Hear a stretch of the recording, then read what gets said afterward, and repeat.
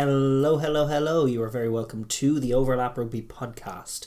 I'm Daragh. Here's Shane. Hello. Two brothers talking all things rugby as we do from the point of view of Leinster and Ireland. That's right. Now we've got a big week in store. We've got the wrap up of the Rugby Championship. That is the main focus of the show. Obviously it was a huge weekend last week. We had one of the games of the year, if not the game of the year. I would say the game of the year. Yeah, one of my favourite matches between these two great titans over the last decade, and it's got some stiff competition. There's been some great games, but this one was right up there. The 31-29 win for the Springboks over the All Blacks. We will dig into that game. We'll also look back on Australia's game, and then we're also going to just take a look at all four teams coming out of this big tournament after a long old season for them all.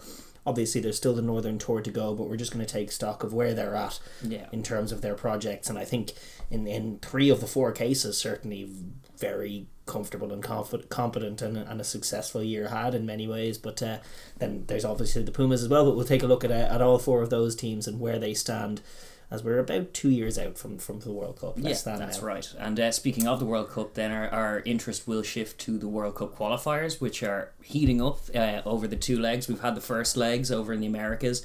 So we're going to touch on America's one, the battle for that one, as USA edged ahead of Uruguay, despite being more dominant than that. They'll probably be kicking themselves for only having a 3-point buffer to take down to Montevideo, but we're going to look back on that game and ahead to this weekend's fixture as well, the crunch match, and we're going to do the same for the other, because in America's two we're going to lose one of Canada or Chile, and there's only 1 point separates them. It was 22-21 to Canada this weekend. Right. Now they go down to Chile to do it again, and one of them will be OUT out as of next Monday. Making the case for the 2014 World Cup of the Americas and Europe, to be fair, at a tier 2 level as well. But yeah, that's right. One of those teams gone entirely, and one of the US and Uruguay in the World Cup come the weekend. They'll be booking their plane tickets by the weekend's end if they're successful. Absolutely, yeah. So we'll be looking ahead to both of those games. We're also going to take a look at how things stand in the world of club footy, which is obviously just the 3 European leagues ongoing at the moment. I say European, the 2 European and the 1 United League. Yes, that's right. The URC. We're going to just take stock of how those leagues are going at the moment. Just a little check in. I'm not going to dig too deep on that one, but we'll take a little check in with them nonetheless, and then we're going to wrap up the show with all the rugby news of the week as we do. And there's a bit of news this week, so we'll catch you at the end of the show on that one. But no, that's going to be the show this week, and there's not going to be a show next week. That's right. Yes. This is 109, but 110 we're going to park it for a wee while, and we'll be back in time for the November internationals, which will roll around soon enough. It won't be next week. It could be the week after that. There are a couple of games, but only a couple. I think the USA are facing the All Blacks that week or something. Australia play Japan. That is a good game. That is a tasty game. Yeah. So we'll weigh up whether we want to come back in time for that one, but we'll definitely be in time for the main one in the main window for November. But it's going to be crazy. The amount of games this November is wild. We'll do our best to keep you in touch with them all, but I mean there's so many tier 2 games as well, and you know how we like to dig into the tier 2 stuff, so it'll probably be the return of the 4-hour pod. Well, I was going to say we might have to learn to be a little more hit on all of these games, but we like to try and just talk about all the games until that's right. People's head, our noses bleed, and people long right. Well, if you are partial to that form of long form rugby chatter, please do subscribe down below and like the video down below. It does help us out enormously, and dropping a comment down as well, like if you have any thoughts on the show itself or any opinions on the rugby as well. We love to hear them down in the conversation. We love a bit of discourse between you guys as well, so keep them coming. But without any more ado or anything like that, I think we're going to get 109 underway. Absolutely, yeah. And we open, of course, as we said, with the Rugby Championship, which wrapped up round 6, finished as of last weekend, and it was a really fun tournament. Obviously, they had the opening couple of weeks where South Africa played Argentina in South Africa, and the 2 Ledesma games took place in New Zealand, and then from there everybody upped and went to Australia, and fortunes turned around. There were some interesting narratives. The mighty All Blacks, despite the nosebleed of last week's result, did claim the championship. Very, very impressive seeing off of the Wallabies in those Bledisloe games. Far too good for the Pumas, as all the other sides were, and then stuttering into the competition. But given the Wallabies' form against the Springboks, it probably just puts their Bledisloe success into some context. It was very impressive. It was, they were the most impressive side in it, and they're worthy champions, but not quite Grand Slam winners, which is a very elusive thing. And the Rugby Championship is is just a bloody old competition. They're just top quality sides. So yeah, no, well done to the Springboks for nicking that honour on the All Blacks and managing to bump them back out off the number 1 spot, which they were briefly on and will remain coveting. But then in second place as well, as you were mentioning, the Wallabies. What a turnaround! 4 on the bounce for the first time in their history in the Rugby Championship. Yeah. Very impressive feat, that, considering the quality of opposition, as we were saying.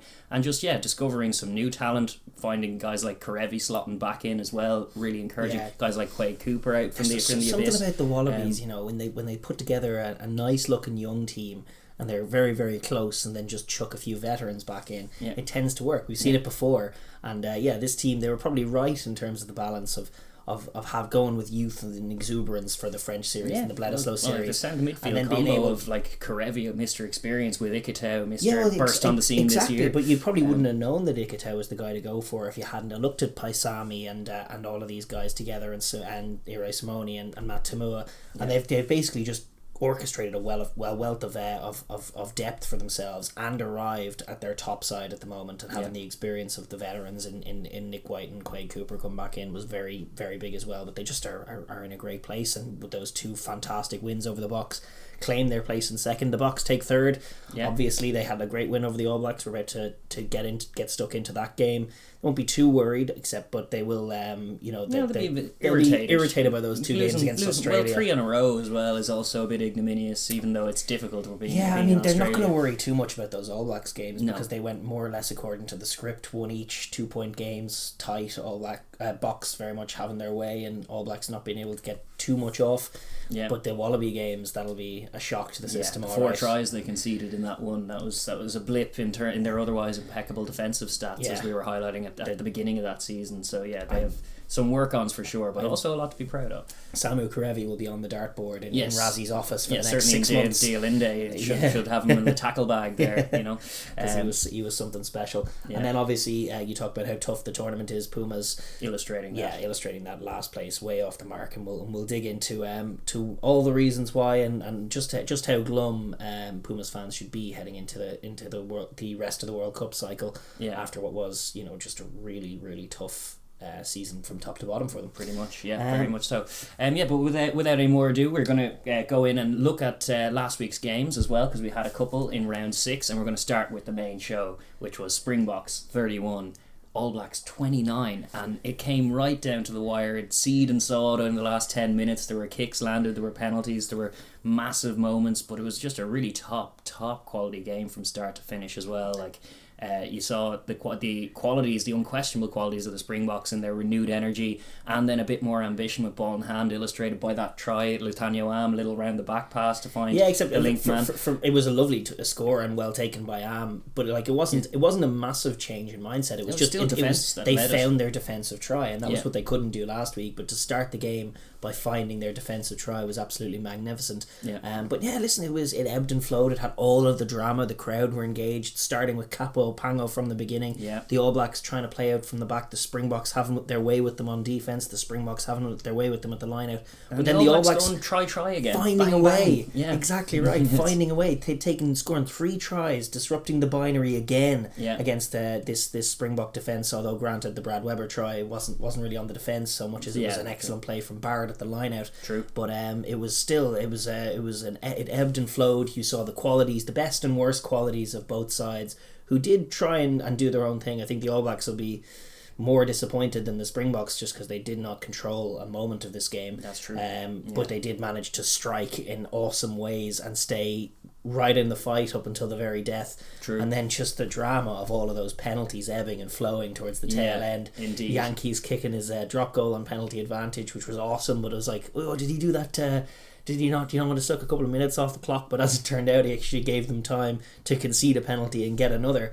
Although granted, just a small note, I didn't think either of the last 2 pens were penalties. The harsh one on the box for Mostert going in. He wasn't even on the ball. Yeah, exactly. The ref was blind to the ball, and TJ was just doing a little shape. Yeah. And TJ had actually given up on his shape and was about to play a pass when Carly decided to give him the pen. Yeah. And then on the other end, actually, it was funny because the All Blacks had been caught offside in the red zone all day long because Faf had been doing this little not quite a pump fake because you're not allowed to do that, but it's just a little shape, that little dropping of the hips, the shoulder and drop the thing and exactly. try and draw them and that had been working. But Herschel Yankees didn't do that at all. He just picked the ball up, and then they jumped, and then they stopped, and he did a little pump fake pass and then threw it. And Carly wasn't looking at Herschel, he was just looking at the defence, and they came up and then stopped and came up again, and he was just like, hang on, offside.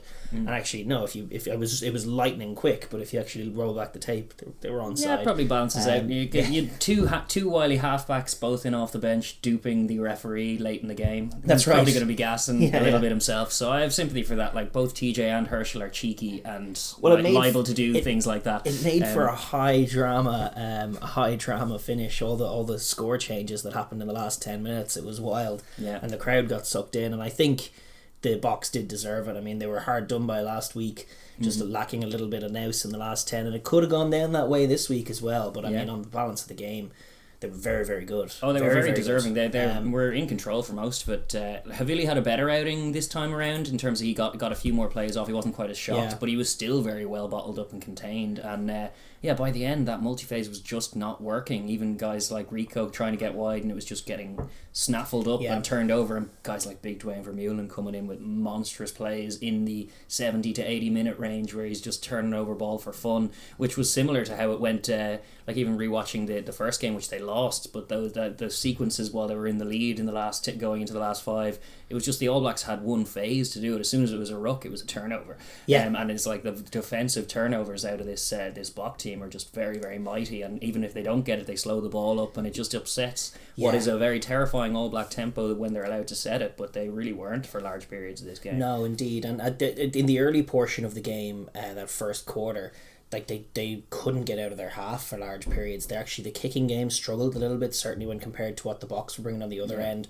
Obviously that was only heightened when Franz Steyn came on, but I just thought the exit game wasn't sharp. It didn't look that well drilled. They were kind of just waiting for something to happen, and they ended up they couldn't really impose themselves physically on defense. So the Bokkes were kind of waiting for Bokkes mistakes, and they just found themselves trapped in the 22 for long sequences. And the Springboks, to their detriment, probably didn't make it count as much on the scoreboard. They had a couple of missed kicks from Pollard early doors, and then obviously the Bongi and Manambi drop. That was a bad one. But it was an ugly one. 7 points on the floor, no fun. After a great play at the line out, but the All Blacks, they didn't manage much at scrum time, particularly after the early change from the Springboks. That was huge. Yeah, the scrum is a massive point of difference. The front row unit in general, minus the hookers. The hookers are great in New Zealand, but the props are just a different breed in South Africa, and New Zealand are a little light there. And we highlighted it before the game as the one area you would probably just be certain about Safa supremacy, and more so now post game. Yeah, it was the bomb squad really who they introduced after 45 minutes that started destroying the starters, who New Zealand didn't replace for an extra 15 after that, and that was in that mammoth third quarter for the Springboks.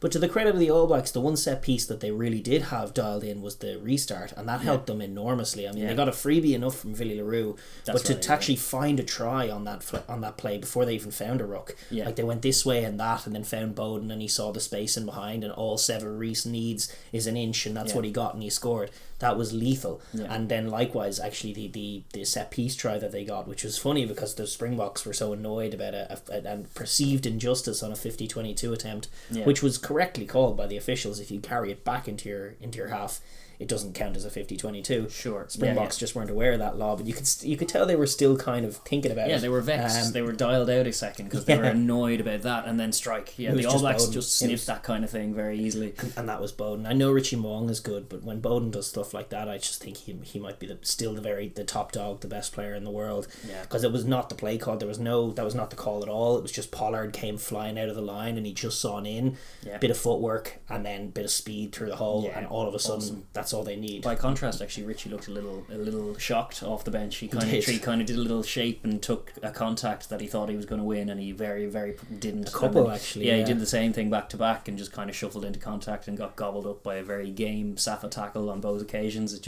yeah, it looked a little bit like ring rust, being out of there for a wee while, and then you come in and into a game like this, and it's number 1, number 2 in the world duking it out, and it's been going for ages, and you're just a little bit shy of the intensity. He was levels. a little ambitious, taking the ball flat and trying to just cut through the line instantly. I mean, it's you get manhandled like that. Yeah, exactly, and that was what the Springbok defence was doing so well. I mean, they will have conceded 3 tries, but actually the defence conceded 2. They actually scored 1, and for large periods of the game, they just took away what the All Blacks were bringing on multi-phase. They had a couple of times, the one time early doors that the All Blacks were able to get out of their territory effectively, they set up a line out on halfway and gave it to Havili up in that 12 channel, and they said nope. Slam that door shut. Yeah, it's very, very tough to find that spot when they know you're looking for it. It's just one of those.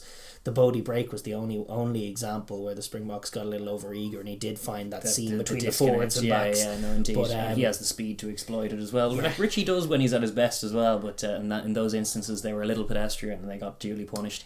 But shout out to, by contrast, in terms of the benches, actually. One is Elton. Fair play to Elton Yankees. That is his best showing in a Springbok jersey in quite a while, albeit it was only like 10-15 minutes, but genuinely he didn't put too much of a foot wrong throughout it. Which he did kick the restart, not 10.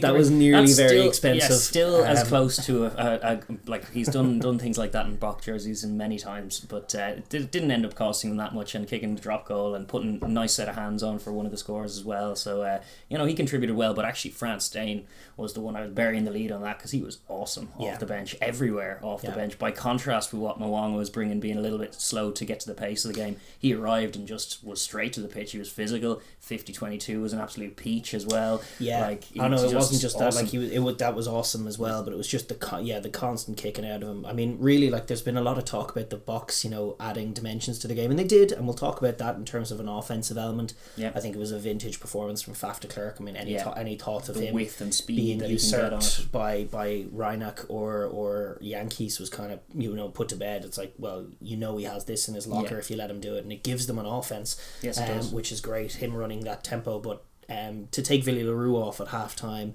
and bring on Frans Steyn, the way they won this game, it became less about the offense and more about the kicking game, the set piece, and the defense, which is the bread and butter of this side. They added a couple of dimensions here and there. They were more clinical, certainly. Their maul got stopped. They were less lazy on the kicking as well. They were probed a little bit in the middle third. They put one or two phases together that weren't just like one out caterpillar ruck phases. They were actually moving the ball a bit, and then it allowed tough to read. It became a little bit more deceptive, and then the kicks became more effective because some of them were absolutely just on the money as well, and the All Blacks were then getting punished. And by contrast, towards the tail end of the game, All Blacks really didn't know what to do, because their kicking game, every time they were kicking deep, they were losing the exchange and losing mad chunks of meters, and every time they carried it into contact, they were losing the ball. And they really, towards the tail end of that third quarter, they looked out of the game. They really did, and it sort of ended in a Bowden Barrett lackadaisical cross kick from inside his own 22, because the cross kick was the only sort of in they'd had all day, and so they went back to it when it wasn't really there, and it was a missed kick from Barrett, and then it could have been curtains right then or there.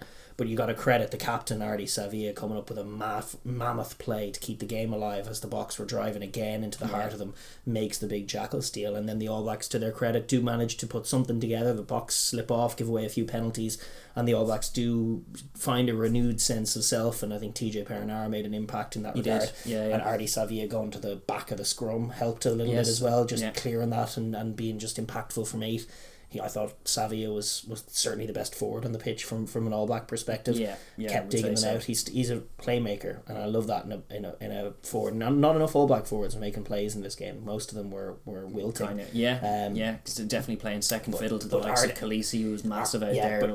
Went until he could go no more, and Vermeulen was awesome as well. His best game of the season, and he saved it for the last game against the All Blacks in the last round of the Rugby Championship. What a steal that was!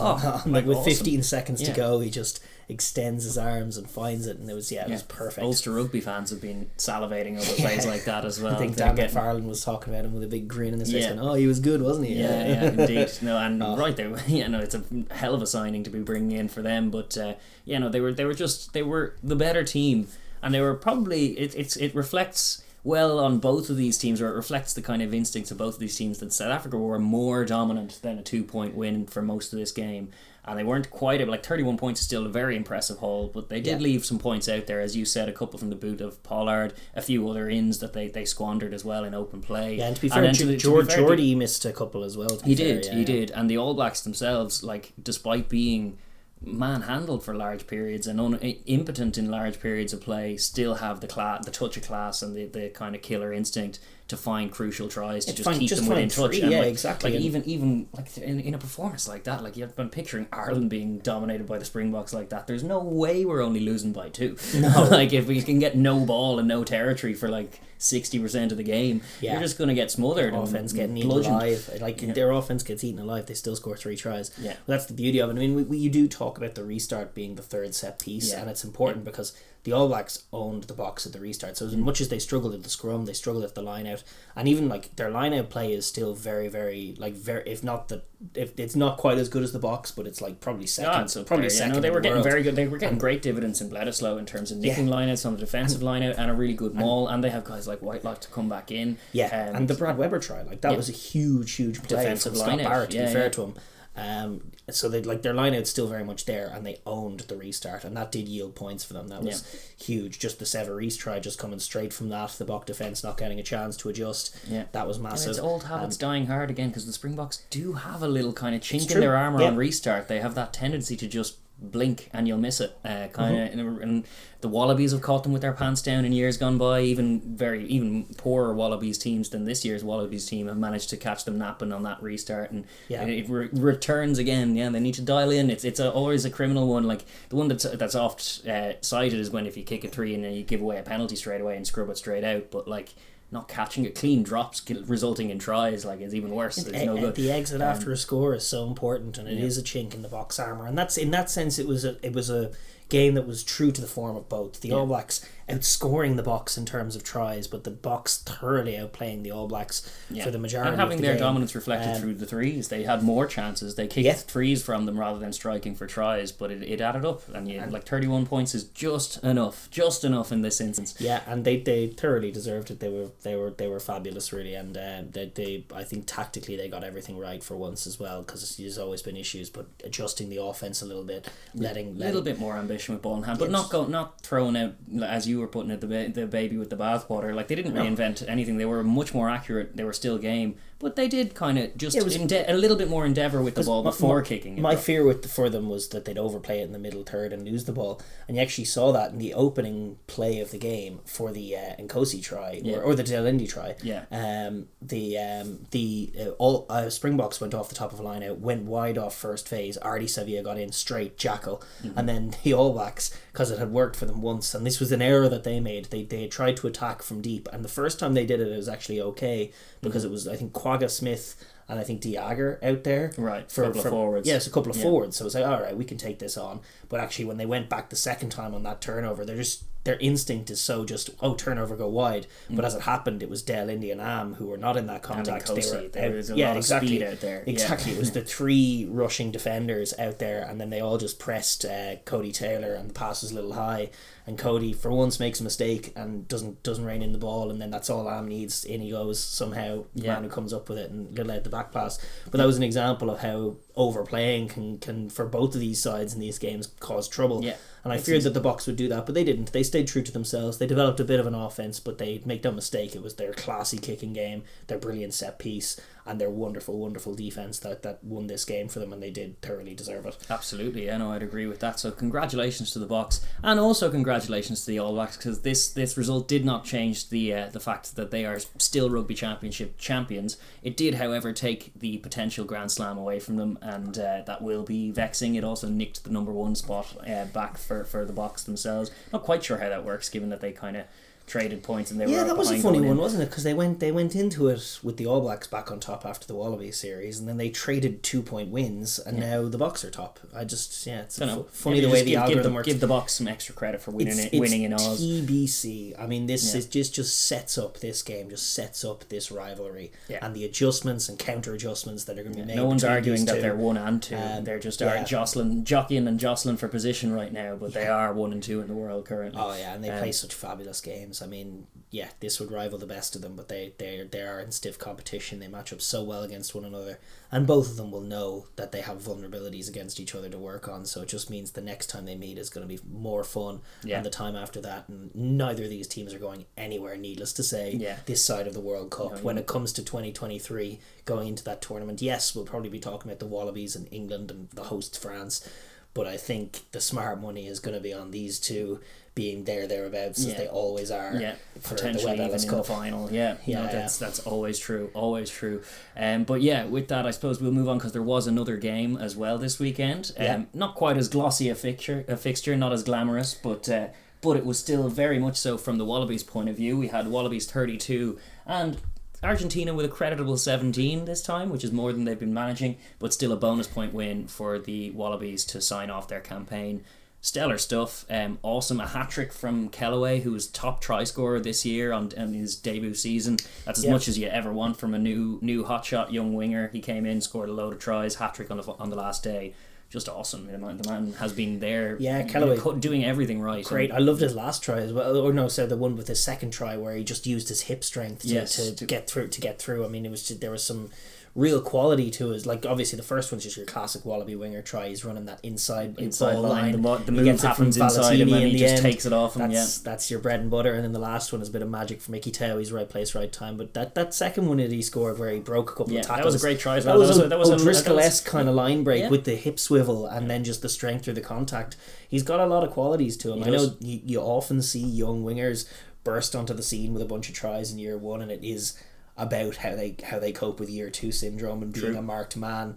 But so far, he does look like an excellent, really, really smart footballer. He really does, and a total Wallaby winger for him as well. He spent some time in the Premiership as well. Northampton was where he cut his teeth, and he was giving them props in his post-match interview, saying that he trained him well. And there's a fair few people who made him the man he is and all that. Very magnanimous stuff from him, given that he just scored 3 tries. But it's important to note in this game as well. Like, if you didn't see it, 32-17 flatters the heck out of Argentina. It was 32-3. This game was dead. Going into the last quarter. Quade Cooper and wrapped him in cotton wool. That was the state of affairs and all of that. So they managed. It was actually the one bit of credit. It was Thomas Gallo who grabbed both of those tries. The 17 replacement loosehead. And there was some stat that he's the first prop to score 2 tries on debut in, I think, near enough recorded history. Yeah, there you go. That is an impressive stat. So that is definitely a silver lining from an Argentinian point of view. But there are other things that caveats to it isn't. I mean, like, listen, when the chips are down, this team just goes right back to the mall. Yes. I mean,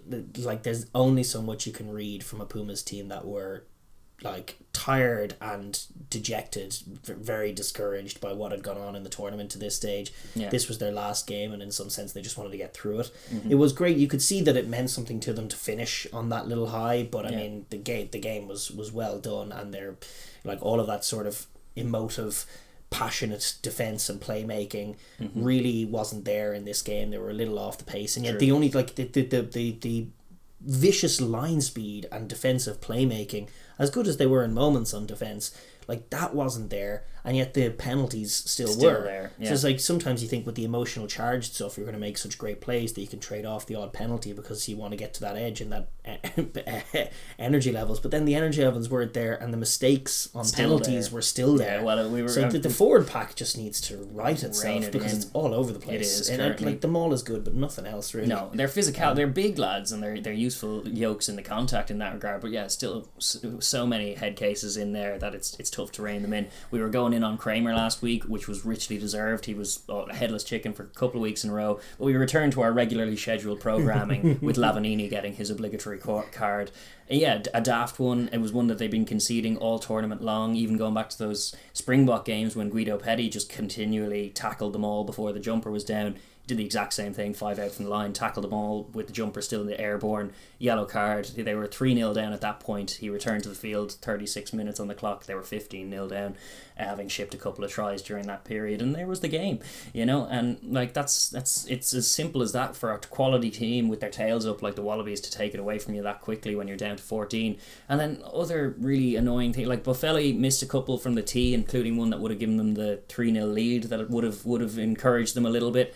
But kicking that 3 at the stroke of half time for 15-3 when they had just gone to the corner like 3 times in a row, they had just managed to get a team warning for Oz for repeated infringements in the red zone, and then the clock was in the red, and then they just chipped it over, and it's like all of that stuff was gone. I mean, Then they did end up creating a yellow card in the 81st minute for Hooper when it didn't matter a toss, and it's like some of the game management I don't know. I don't know either, and it's hard to see that they've made any massive adjustments. I mean, the most exciting thing they did was when they stuck Carreras to 10 in that first game. And he still had good moments. The Wallabies were savvy enough to pressure him and bottle him up a little bit, and that fledgling backline did show a bit, like, the encouraging thing is, like, they showed a willingness to try and go wide. They had a little bit of rudimentary attacking shape and pattern, particularly in the middle third. They were trying to find the wingers, and the wingers got a few touches, but the passing and the crispness and the lines in general were just a little too stop-starting inaccurate for it. Like the Wallabies just ate them up. Yeah, it doesn't feel like they've really dialed into the need to develop, like, and this is something that will have to be addressed in the off season and is very, very tough to do on the fly. It feels like they naively went into this tournament thinking that they could replicate to at least some extent the success that they had last year in the Tri-Nations competition. But when it became very, very evident that wasn't going to happen at all, you are going to be slow to adjust. This is the very, very highest level of the sport with 3 of the best teams in the sport. According to the rankings, indeed. The 3 best. So there's just no margin for error, and hence developing an offense from that baseline of just no offense is very, very tough. But even given that, they haven't offered much in terms of shape and direction. And like even guys like Chocobaras and Sinti, who are like on the face of it exciting in the midfield, they're not being given much to work with. They don't really know what they're doing with Chocobaras. He's not in first receiver enough, and when he is, he's there as a crash ball, and he's not really a crash balling 12. And so you're looking at the Czech Ledesma brains trust, and we'll get into this in time in the show as well. It's just, it's hard to know exactly how much is on them and how much is just on the long season and the quarantine, which has been talked about a bit, but perhaps not enough. It is a huge factor, and they're away from home. Like that was a big advantage for Oz as well, in that the whole tournament took place in Australia. It's much easier to kind of rise to the occasion when you have the home crowd there stuff. That's definitely plays against the Pumas.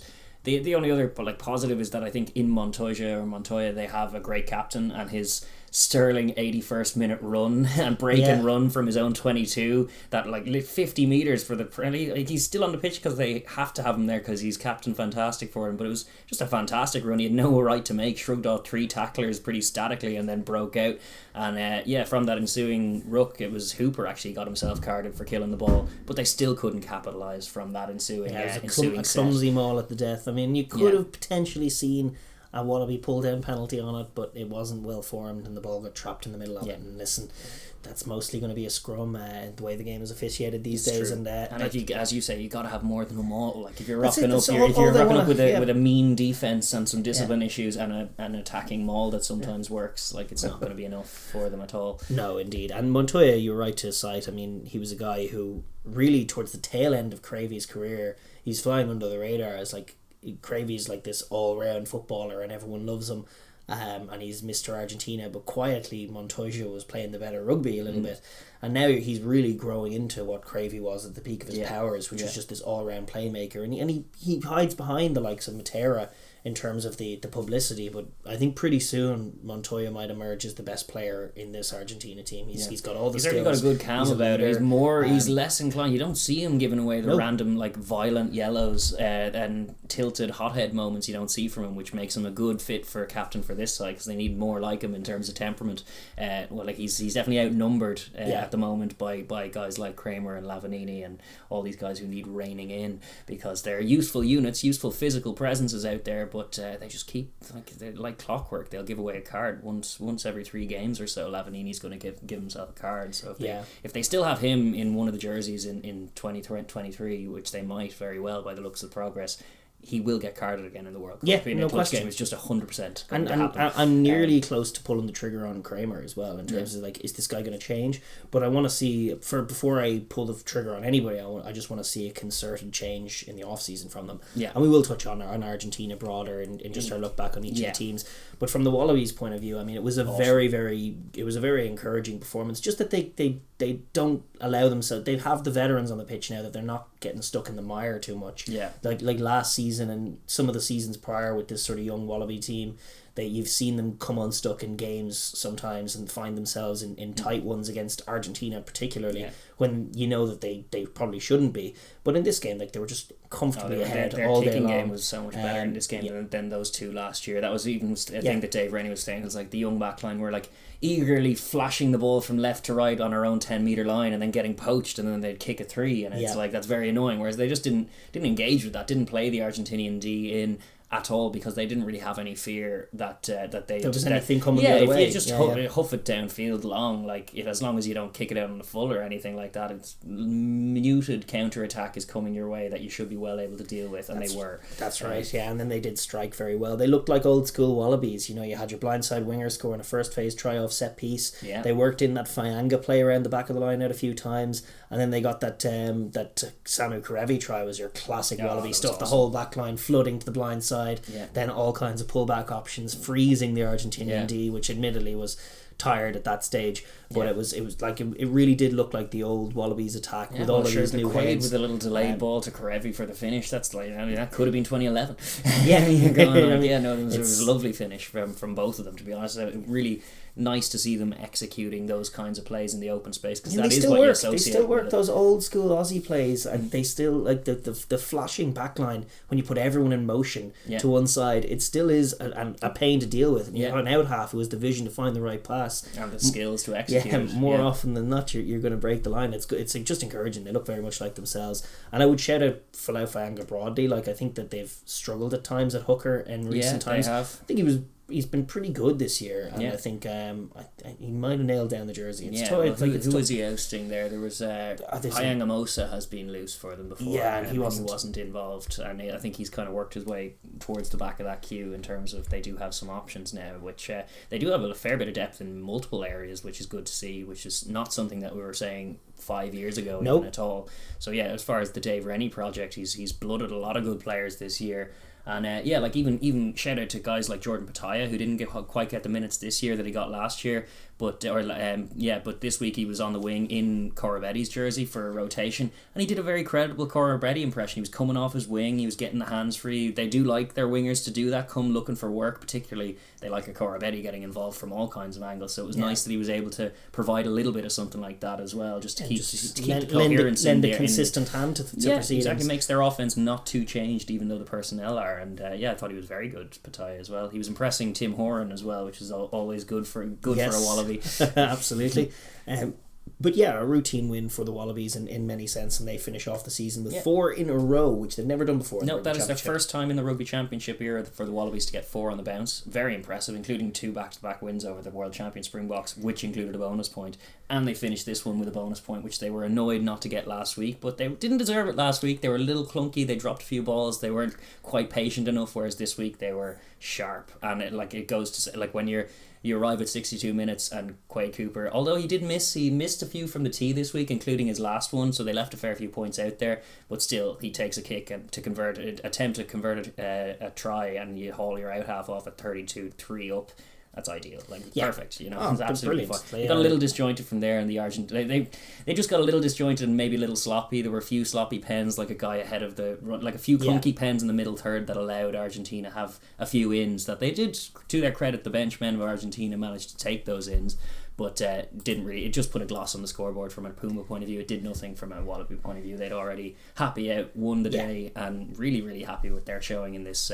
Who'd have thought it would be so positive when after that Bledisloe, everyone was so down on Wallaby Rugby. I think I was saying in the build up to that Bokkes match, like, I've been waiting. I've been feeling silly calling for the Wallabies to come to life. I mean, they were so close, and more fool me. All it took was the seeing the back of New Zealand. The veteran Quade Cooper seeing the back of New Zealand. Let's be real, but Quade Cooper coming in with Nick White at halfback, and then with McDermott to offer off the bench.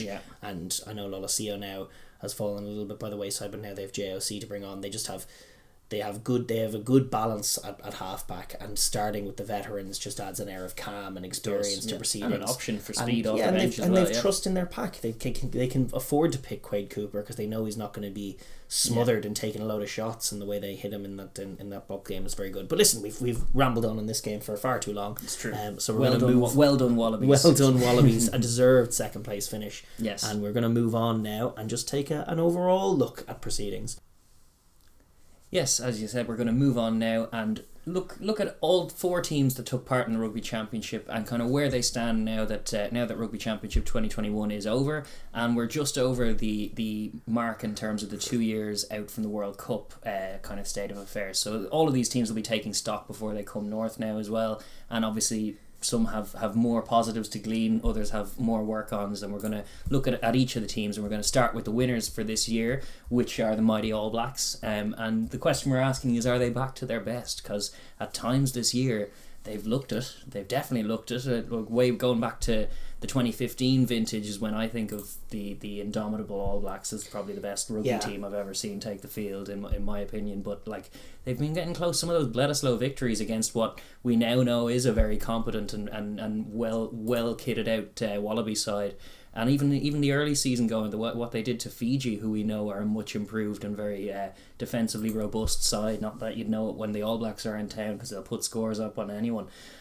So yeah, they returned to, as you were highlighting at the beginning of the season, and you were highlighting even before the season, the talk out of Foster was skills, discipline, skill set, discipline, a renewed focus after the doldrums of the Tri-Nations last year, really, and even going back further than that, when they like the defeat to the Pumas is one that will still weigh heavy on them. Is like, how did that happen? We only scored 15 points. We got lost by 10. Couldn't get a thing off against the defence. That's the issue. Yeah, exactly. So considering where they were this time last year in terms of taking stock post tournament, they're in a much better place on a macro scale.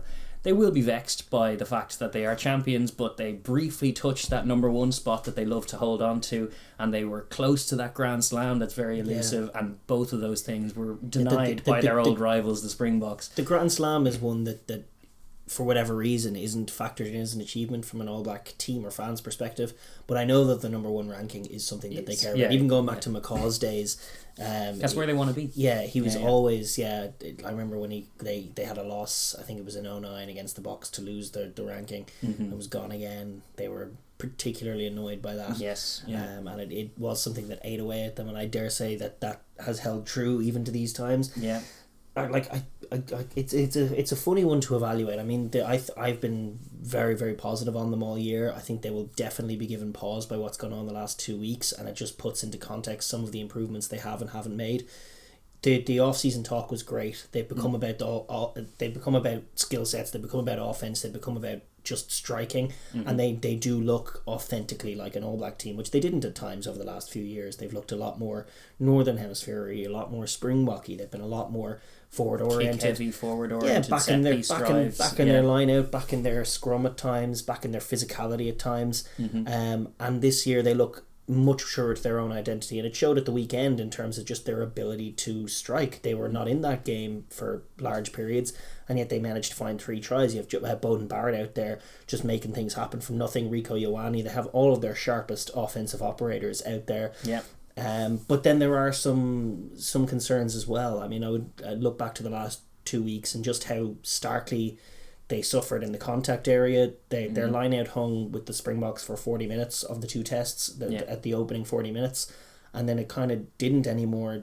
It became much Weber try aside, but it became a much looser entity, and they lost that battle. They love to strike off line out as well in terms of their set piece offense. They kind of even prefer line out sometimes to scrum, just in terms of their surety from it and the varied options they can do from it in terms of going to the back. And you remove that tool from them, they become a little bit looser for sure. So I'm not quite sure where I stand on it. Like, there was obviously the other issue was that it looked like they'd resolved their centre issues. Havili was at the absolute man in this tournament. He was one of the players before it in that Pacific and the Fiji games and the Tonga games. The Crusaders jersey, ever since he switched to 12, hasn't put a foot wrong until 2 weeks ago. Ran into a Delinde shaped brick him alive. I don't think they should be going too remiss on that. I actually think I was encouraged by his showing in the second test, because even in a game that they ultimately lost, I thought he actually improved in terms of he wasn't quite as shocked, and he still got some plays off. But the physical matchup is not great. If he just runs chest to chest with Dale Linde, he goes backwards for sure. But he's still the mould of centre, more so than like sticking Le Mappe back in there perhaps just to try and combat Dale Linde. the distribution then and the width doesn't exist. Exactly. Like Havili gave them what they had been missing in that centre, and now it affords them the opportunity to rotate either Rico with extra speed for 13, or you can push him out to the wing and bring Anton Leonard-Brown in. Rico has to be in that side one position or another because his offensive instincts are excellent. Severis is just a lethal finisher on one wing. Like they have lots and lots of quality to them. They have lots and lots of positives, mostly in that back line, I think you're right to say. But I would look to the forward pack, and I'd be a little bit concerned. You know, the absence of Sam Whitelock obviously is big. And actually Aaron Smith. Actually, but in both of their absences, there was good minutes for Tui Poladu, for Barrett, for Retallick returning from overseas as well. And similarly, Weber and TJ both got starts, both got more minutes than they're used to because those two are guys that will be straight back in there. And the evidence of that line out in terms of going around, like Sam Whitelock's a guy that when your line out is starting to be figured out, you do want someone like that in there. And he will come back in, and Aaron Smith will make loads of difference to the multi-phase, and that you'd be confident of the back line to get things right. But in terms of like the bar for this team is incredibly high, and as much as they've made huge positive strides this year, they're still going to have pressure on them until they are. Well, when your last game is a loss and you're not on the top of the world, that's in the All Black books. That's a lot to be stewing on, you know. And it's just it means there are some doubts, some questions thrown into an otherwise impeccable season up to that point. Can't be overstated that like they were. No, but it's true, and you would say that like. This was definitely their toughest test, and I would just be a little concerned about the forward pack in general, and this is probably just a consequence of them putting the emphasis in the right places and the sort of unintended consequences of that, and shouldn't be too bad an adjustment. But they went through the season looking imperious at the line out and then got done at the line out. Their scrum wasn't really a massive factor in those Wallaby games. They had just managed those games so well, and they looked so much smarter than the Wallabies in those games that they managed to coming on when they were already 18 points ahead. That was kind of part of it, and then they were managing those quick strikes, and they just didn't let the Wallabies get on top of them in that area. But in the box, it all came to a head, and I think the most stark thing that was going on was just the sheer lack, the physical deficit that they were on in that game was stark, and they couldn't get anything going on the breakdown on either side of the ball, apart from really Artie Savia and at times Blackadder as well, who I thought was very positive and a great find for the season. True. But actually those locks you were citing, like Tui Poladu, who had such a great year last year when they were being physical, like he was one of their better performers, and that was like his breakthrough year, and yet this year he might have fallen back behind Barrett. Barrett's still a very fine player, but Brodie Retallick was slow to adjust coming back in, and there's no question that he was outplayed the last couple of weeks by his opposite numbers in green, and by Diagher and the like. Sure. So it's I think it's kind of put them in an odd place, and you've cited their issues of props before. Like they're still an All Black team. They're still true to their identity. They still take tries like no other team in the world. Bundles of talent, like in terms of putting a 31-man squad to go to a World Cup, like they could probably pick 3 top level ones to go and compete at the World Cup. The only area, as I had highlighted, is prop, where you're looking at like top quality options pretty much across the board, and you're right to say like the back row probably should be working a little harder collectively when they're faced with an onslaught like that Bokkes thing, but in general, as far as personnel, they still have lots of good guys. Like Dalton Papali'i was in there, we haven't seen him the last few weeks. A lot of really good quality there. The place is prop. That's the one area that I'm looking at, and it's like they don't quite have, like there's no Tanya Latupo like the Wallabies have, like a breakout star at tight head. There's certainly no like the Bokkes have an embarrassment of riches. They are the best propping country in terms of that, like producing just top level props, and you can go on either side of the scrum and being destructive.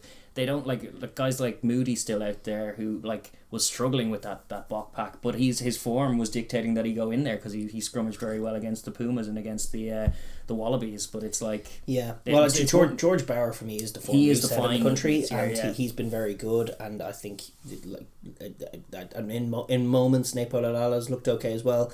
I would take your point that I think that the props are an issue for them, but even just broader, is there a massive adjustment that has to be made to get them, like as much as you can talk about the depth in the country and how they can send 3 teams to the World Cup, like do they have a forward pack that can hang with the Springboks? I mean, what's encouraging is that they can get dominated by that much and still win one, lose one. It's all very tight, so you would think if they can maintain the sort of the capacity to strike that they have at the moment, that's just a little bit more parity in the forward pack, but mostly making it level and certainly not being dominated in the way that they were in moments over the last 2 weeks. what do they have to do to get to that level? Are there guys you'd be concerned about from a personnel point of view, or is it just a point of like maybe just focus the emphasis lens in the off season on a slightly different direction this year, while maintaining the identity of the team, which they seem to have rediscovered? Yeah, possibly a little boot camp for the front rows and for the back rows in terms of that Springbok game. That big Springbok test for sure is one that is still vexing for them. Like they have similar problems against the likes of England away though. Like they will, like Springboks is the toughest they come. There's no doubt up front, but they will. Northern Hemisphere packs are beefy as well, and at the moment that like they looked a little physically shocked in those two games. Sure. As compared to a tempo that the Wallabies played, that they were just very inviting, even though there are physical players in the Wallabies too, but it was just an open style of game that they're more comfortable in when it's stop-start and when there are Bokkes going down for an icing and then we're back up for a maul and back up for a scrum. It does irk the All Blacks visibly. You can see that in them, and then if they're a little bit cold, they will be caught out in the contact. They are smaller guys. Like it's like they produce a lot of really big powerful athletes, but not quite the explosive kind of front row union that you tend to see. You see more kind of guys locking that down. You don't see a massive power athletes. Tuanga Fassi has been kind of like that, but he got absolutely smashed by Vincent Koch at one point in the week. And there's an element to which the Springboks are just freakish in that department. You can only compete with them so much. True. But I think it's an interesting dilemma for Foster going forward, because he knows, and like you were citing that 2015 team,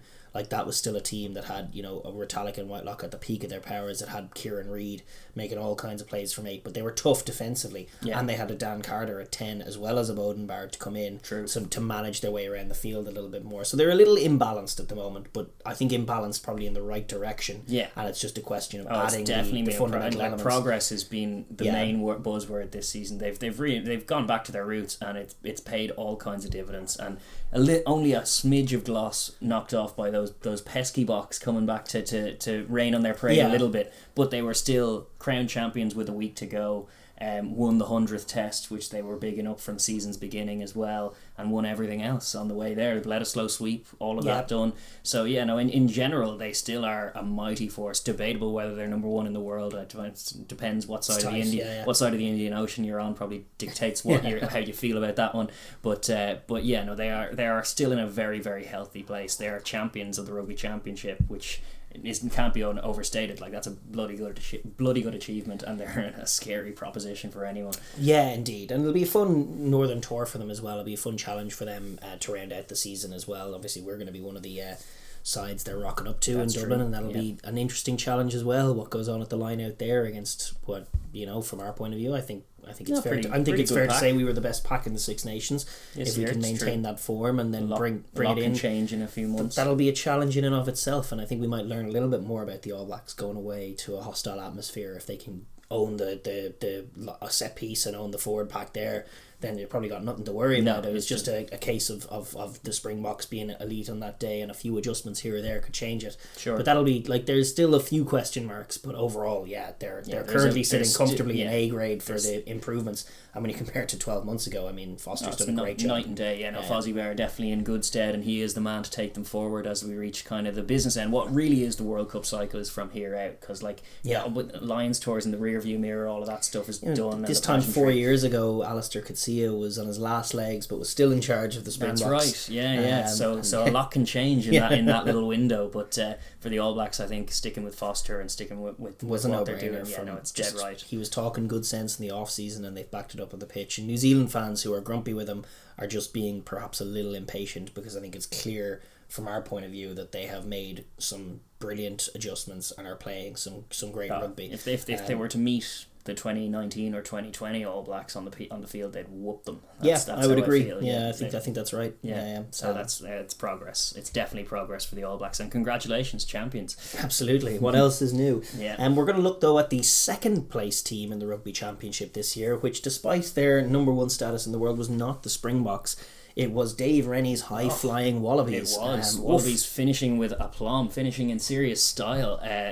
Four, as we were highlighting before, 4 on the bounce for the first time ever in their history in the Rugby Championship. Very impressive. 4 on the bounce is a very tough thing to do in this tournament. in any given year, Yeah. regardless of circumstance. That's very, very impressive. It included 2 back-to-back wins over the Springboks, including a bonus point one, which is unheard of. Up till that point, no one was scoring more than 1 or 2 tries against them. They run in 4.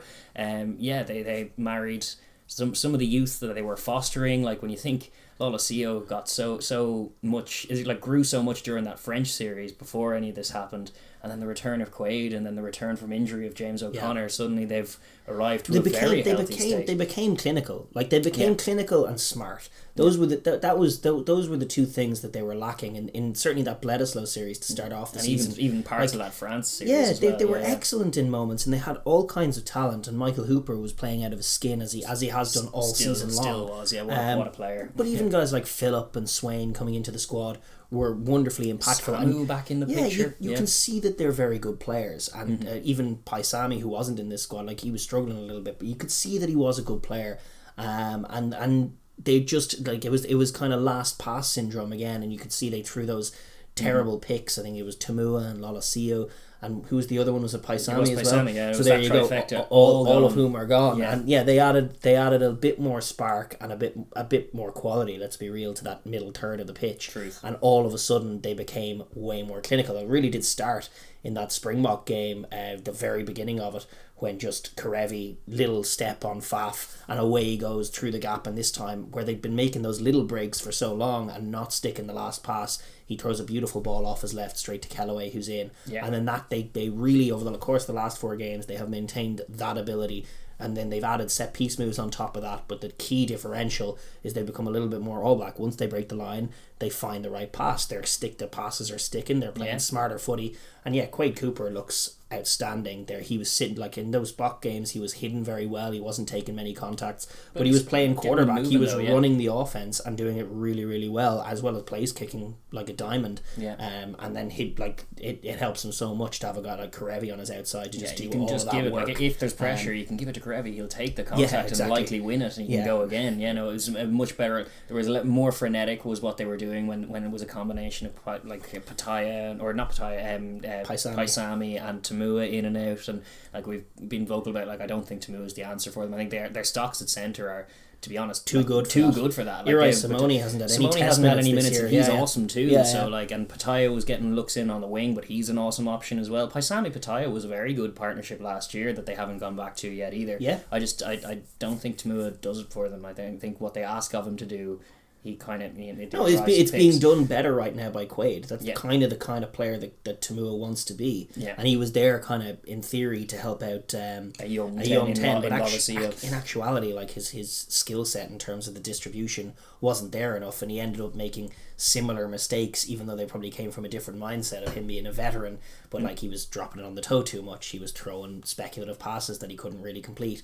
Whereas Quaid Cooper, everything since he's come in has been so much more clean. And it's no coincidence it's dovetailed with the inclusion of Karevi as well. He's just such an explosive difference maker.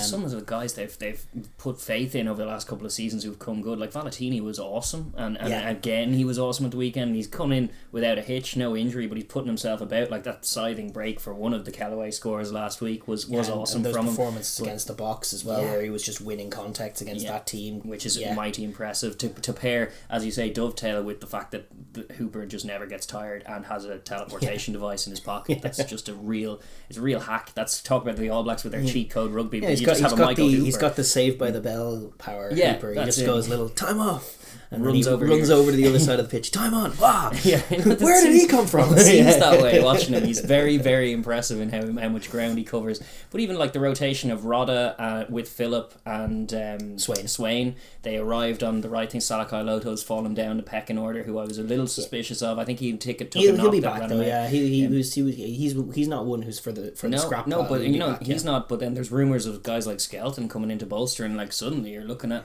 riches where there used to be an absolute desert in the lock. If this team, if they can stay healthy and listen, the skill set of Lolosio, he's not in the squad for this November, but nevertheless, he's 20 odd years old. He should be in the squad, feeding off Cooper and JOC as often as possible. He's doing his apprenticeship right now under two great players. So correct. But I mean, in the short term at least, if those guys Cooper and JOC can stay healthy and they can keep playing this smart football They're already so explosive on offense. They have first of all, they have great set moves. Dave Rennie's a really smart coach, and he just gets excited by offense and by set plays, and you started to see them, and we'll see more of them, especially against the Northern Hemisphere defenses, who can be caught a little on first phase at times, as they showed against France. Sure. And in the Six Nations there were loads of first phase tries.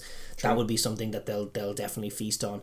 And if they can add a skeleton to the right-hand side of that scrum, you could be looking at a Tupou skeleton right-hand side. All of a sudden, it's a point of difference. Then all of a sudden, toe with the Bokkes. Anyone, give them a mix. Anyone, they'll take on anyone if they have that right-hand side of the scrum. They'll explode. Yeah. And Bell on the other side of the scrum this season has been great. Slipper, fair play to him, has done great minutes, but Bell, like what you were saying about George Bower for the All Blacks, I think Bell has been the guy this season. He really has, and he's been very impressive either off the bench or starting. Very impressive technical scrummager. Also, great ball carrier in the loose. Like, he has some swivel on him for a prop. I've said it before, but he's very, very elusive for a front row unit, and it's just very useful for the style of game they want to play. They have all kinds of talent. They're looking at as healthy a place as they've been for many years. I mean, I would almost probably going back close to the turn of the century. I would almost I was going to say I would almost include that World Cup final run. It was so anomalous, that World Cup final run, in many ways. The background to that was all like that was Cheika's opus with them, and he's like, fair play. I still think Cheika's one of a great coach for them, because I think it was a ragtag group that he got together, and it involved grabbing Giddel and grabbing Drew Mitchell in panic and just saying, like, look, we need these guys, and it all came right. They ended up dumping England out in their own group and making a run, and you can just see momentum carries in those tournaments. But like, going into that, they were very firmly the third best, flirting with the fourth best team in Rugby Championship. Definitely didn't have as good a forward pack as this one. No, this forward pack is awesome, and if they can still keep their clinicality going on offense and keep adding to this forward pack and giving more minutes and more experience, and maybe chucking a skeleton in on top of all that, they could be very, very, very quickly emerging, if they haven't already, as one of the very top sides in the world, but challenging and pushing for that first side in the world. And I think that the challenge for them, I think for the Wallabies more perhaps than the Springboks or the All Blacks, I think this tour is important as a momentum maintainer. They've got Japan, then they've got the whole island of Britain, they've got Scotland, Wales. They're going to try and do a triple crown themselves from our point of view. Yeah, exactly. And that's obviously, tough games to finally be leaving home, having played so many games at home in a row, and then go off. And first of all, Japan is like that's not an easy game itself. No. But then obviously those 3 in 3 weeks in hostile atmospheres against very good teams. And listen, we've been talking a lot about Southern Hemisphere rugby. It's important to remember that 5 of the 6 nations are very good teams, and to go away from home and play them, it's going to be a real test. And if they go 1-2 or 0-3 in those games, that will sap the momentum out of things a little bit. If they can go 2-1 or 3-0, that'll be great. If they take a winning record back down south, they'll be buzzing over the spring down there, but over the Christmas break, that'd be massive for them. And then heading into next season, I think the focus and the clear point of progression for them is to make a game of these Bledisloe games. I mean, I think there's no doubt they showed enough in those Springbok games, and then the Springboks showed enough in the subsequent All Black games, that there shouldn't be there isn't a real gulf in class to that extent right now between the Wallabies and the All Blacks. And so it's a mindset problem that they have to solve. Although granted, it was inconvenient for them to open the tournament with that, with an injured JOC and Quaid not in the mix yet, and Ravi not in the team. They were young and naive in those games, and they learned a lot in them, and they came out of them in great health. But now next year they really want to get something off. This young team can't have no good memories to draw from against the All Blacks heading into a World Cup year. They have to be game to the fight, and I think they are good enough to take the fight to the All Blacks, and that will be the tough but true test of them. But in general, looking back on 2021 so far, I mean, outright second, 4 in a row for the first time, 2 wins against the Springboks, including 4 tries, a win against France before the Rugby Championship as well, series win against an exciting young team. I mean, the trends are good for these Wallabies, and like Dave Rennie has been doing a stellar job in terms of bleeding talent in. You guys like McMahon got a cap last week. He'd been out since 2017. He could be a big factor coming into this spring tour. Exactly. He's minding his asses. He's recognising what weapons he has, and he's building a very good team. So the Wallabies are on the up right now. Yeah, and certainly Dave Rennie totally the man to take them on. He's been great. Yeah. Not even a whisper of replacing him. No, not at all. But we will move on to the Springboks.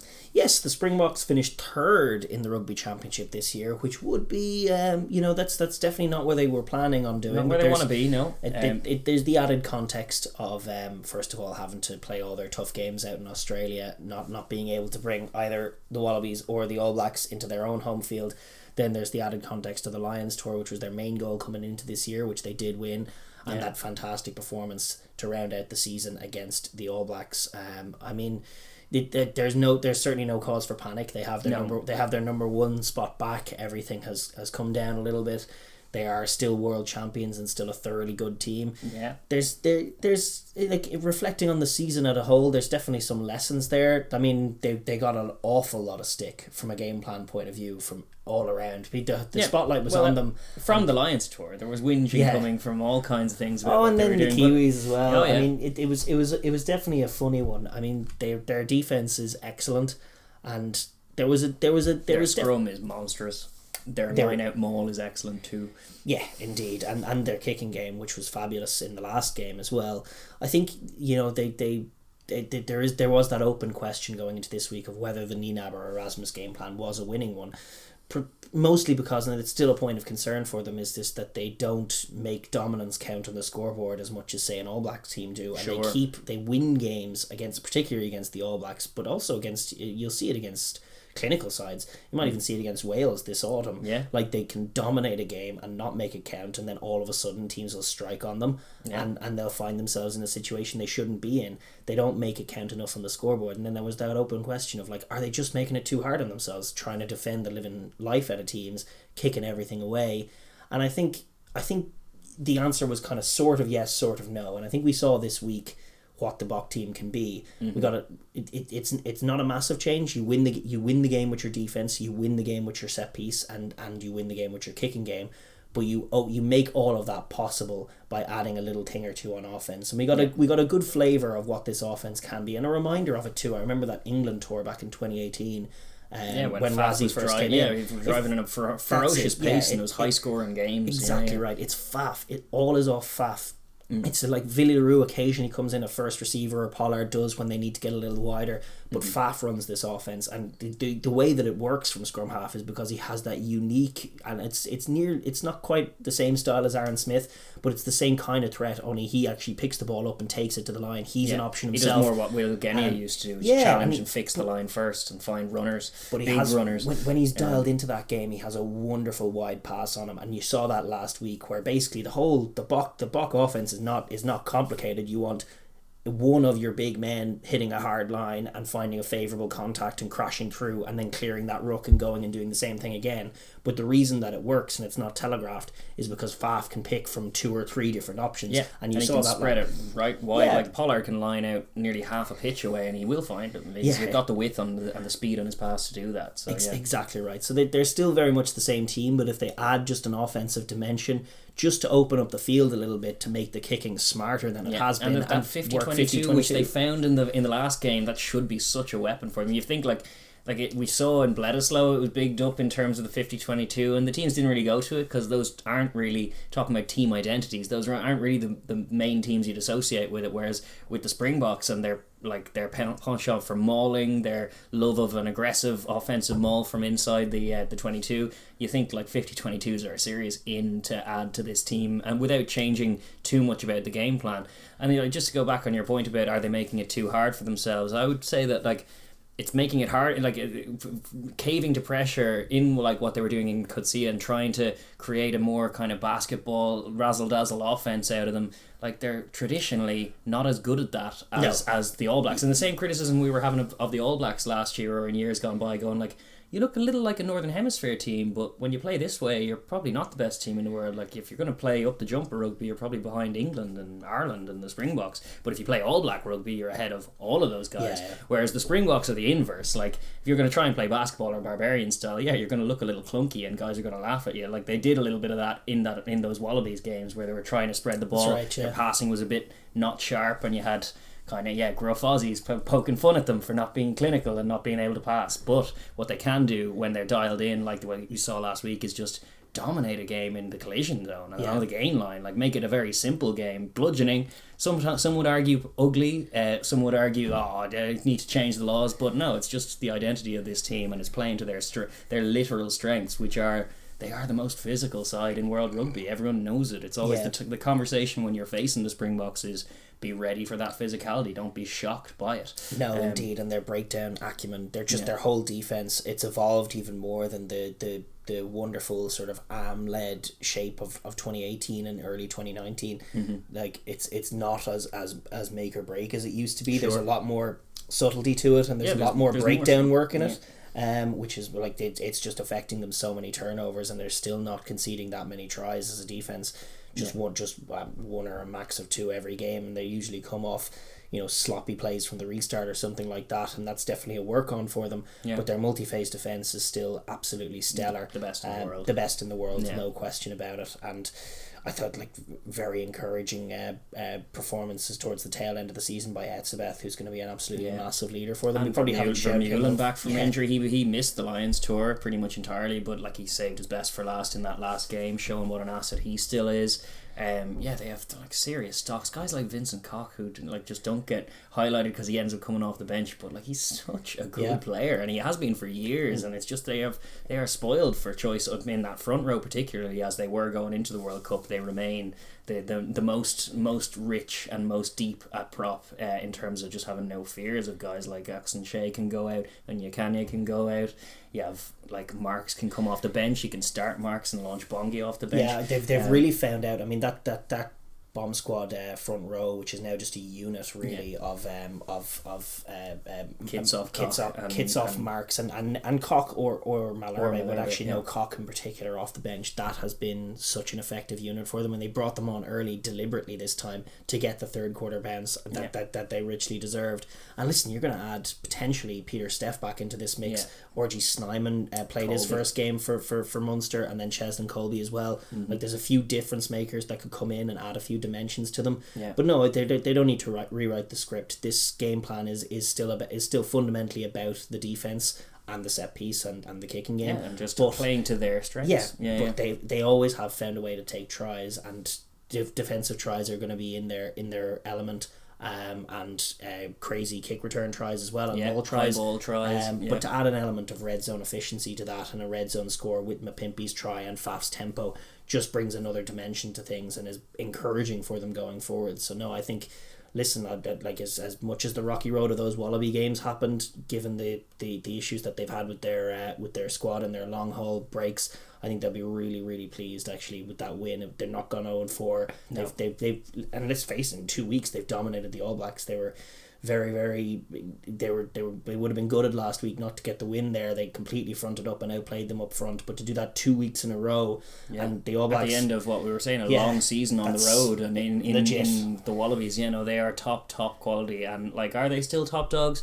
Still debatable. They are technically on the rankings, I'm sure, as we were saying. A few Kiwis will gripe, but I think they just about are. I think so. To be honest, on the evidence, the last 2 weeks they won the World Cup and they won the Lions. Yeah, and then the All Blacks, they did win last week, but they were beaten in large periods of it, and they didn't have any control over those games, and that's a work on for them. But no, the Springboks to me feel like they're further in their evolution, and they are probably firmly the top side, and they have an interesting dilemma themselves going into this spring. I mean, they've been talking that they need to break the bio bubble if they're going to get this squad to tour at all into November.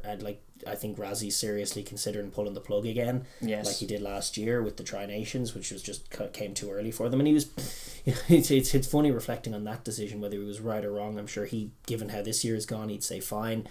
You could argue that given how that Tri-Nations went, that actually it might have played well into their hands if they'd gone. Yeah, the big defensive wins. Everyone trying to out defend each other and out scrummage each other. It might have just played right into their hands. But they decided not to do that, and then hence they've came back this year, as every team did after COVID. You have to remember, came back leaning a little more on defence than they usually would have. True. And perhaps that was taken to the nth degree by this Bok team. But now they've added that extra dimension to them. They settled in, and do they want to go down north again. I think they might have a point to prove. I would certainly not want to see it, but there's one of three ways it goes. They could pull the plug on it if they have to do another biosecure bubble and the players just don't have it in them. They want to go home to their families. No one would disregard them for pulling the plug on it. The other option that they have is to maybe give the squad players a bit more of a chance, which I know they've done development before. Squad go north. But then, do you want to sacrifice your world ranking just to give Elton and Herschel more minutes? I don't know. I don't know how. It depends what they weigh up as important. Like, it is important to get squad minutes in there, and if you're going to be trusting these guys, Willems, guys like that who don't get in at all as often as they ought to. You could send them north and give them a go. Like, that's South Africa A game would remind you that, like, there's that was depth kind of there South as Africa. well. That was the main South Africa. But they do have depth themselves, and they do have European based players who aren't involved in the squad as well. Like, they can field many teams. So I think they probably will complete the fixtures just because money will dictate and economics will dictate. But whether we'll see, maybe give a few guys a rest. Whether we'll see the likes of Am, who's played all the minutes. I think Lou Diager is one who seems to have emptied himself this year. He does. But maybe it's a chance to get the likes of Sneeman back in there. Yeah, Sneeman is back. He'll be encouraging for them. He could definitely do a tour. He could use some Springbok juju for himself. He's been missing out on all this. But even guys like Marvin Orey, who are in the squad, who don't have as much minutes. There's potential for that, but like they are spoiled for choice because they have loads and loads of depth. We've said it before, like European rugby, domestic European rugby, Top Couture's United Rugby Championship now, which does have Springbok teams, but also has Springbok squad players in all the Welsh teams and in all the Scottish teams, and like it's the same in the Premiership. There's always, like, you look at the Sale Sharks are a de facto SAFA team in there. There's a lot of top quality professional rugby players who just sprawl out from South Africa. So, like, there's no fear for them as far as depth. They are world champions. They are Lions Tour champions. Granted, they lost 3 on the bounce and they ended up third in this particular Rugby Championship. It didn't work out for them. Yeah, but they still beat the mighty All Blacks. Yeah, they'll be a little shocked by Samu Karevi and what he did to their defence, really, and that whole Wallabies team. And it's a to be continued for them. Yeah. But no, I think overall, I think they're delighted. I think for all of the criticism that came their way, their game plan is working. Yeah. And listen, all it takes is a couple of adjustments, minor adjustments, to flip the script on that and create one of the most objectively entertaining games ever, and still have them come out the right side of it. I think they'll be pretty pleased going into next season, and I think they are still top dogs for now. That's it. They managed to arrest a little bit of momentum back to carry north with them for sure. But it's all very tight, and those 3 teams have been extremely positive this year. Those are the 3 good news stories from the Rugby Championship. But unfortunately, where there is positivity, there must also be negativity. Such is the way of sport, and one side had to take the brunt of it this year, and that was the Pumas, who went 0-6 as they have done before once or twice, and it's the second time ever that they've managed to accumulate no log points, no losing bonus points. They did that in 2017 as well, which was obviously not good either. But this one was, like, it was particularly it's funny, bad. 2017, isn't that bang smack in the middle of a World Cup cycle again? Correct. Yes. And that's true, and let's not gloss over it. That's been how the Pumas have operated forever. They have saved their best for World Cup years, and this was a very, very difficult tour for them. First of all, they had to be in this biosecure bubble the whole time.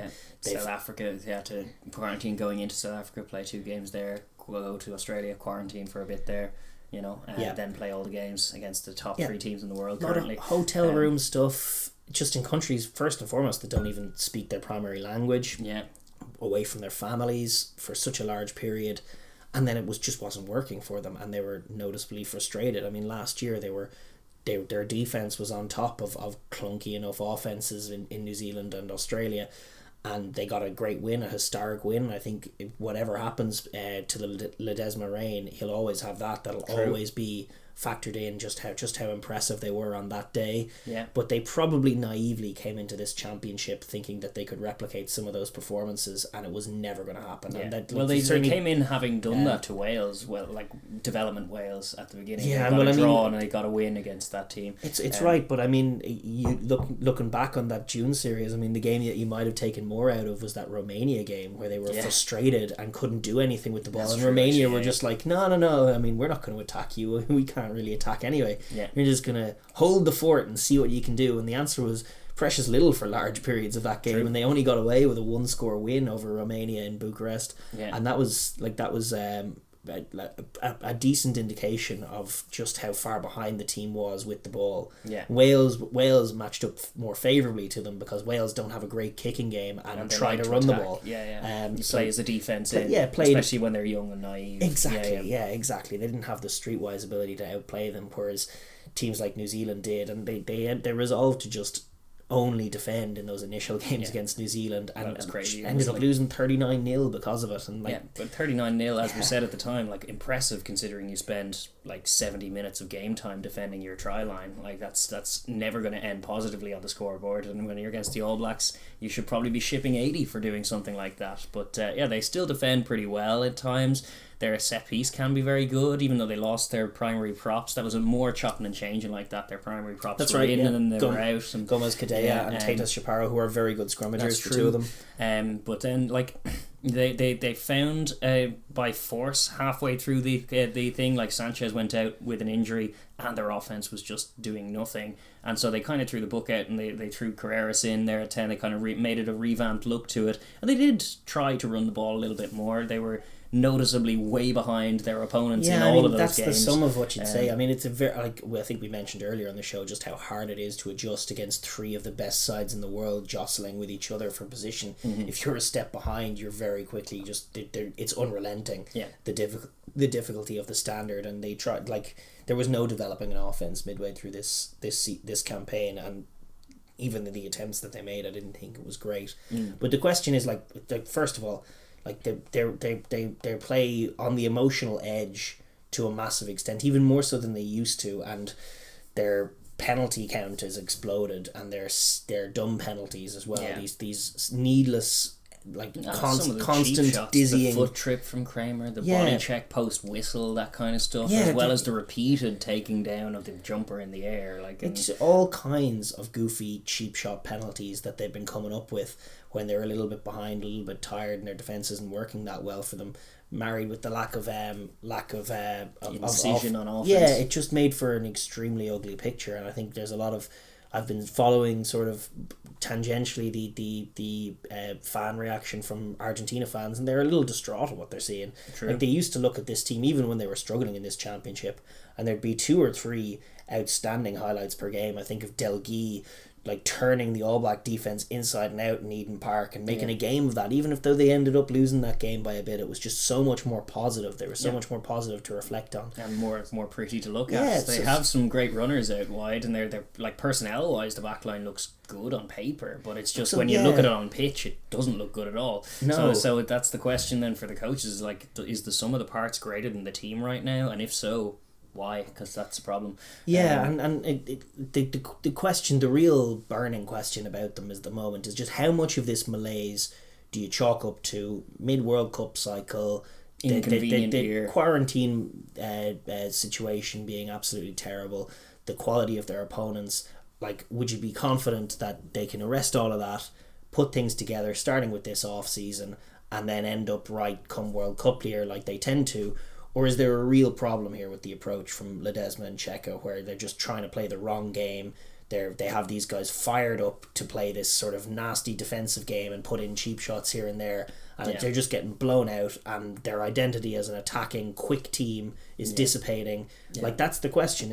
Do you think that Ledesma at the moment is a problem in the side, or is he the solution to the problem? Yeah, it's a tough one to answer, because as you said, he'll have that game against the All Blacks from last year. That'll always speak to his credit. He fixed their scrum in advance of taking them to the last World Cup. He managed to do that successfully, which is in his wheelhouse, just given his playing reputation as well.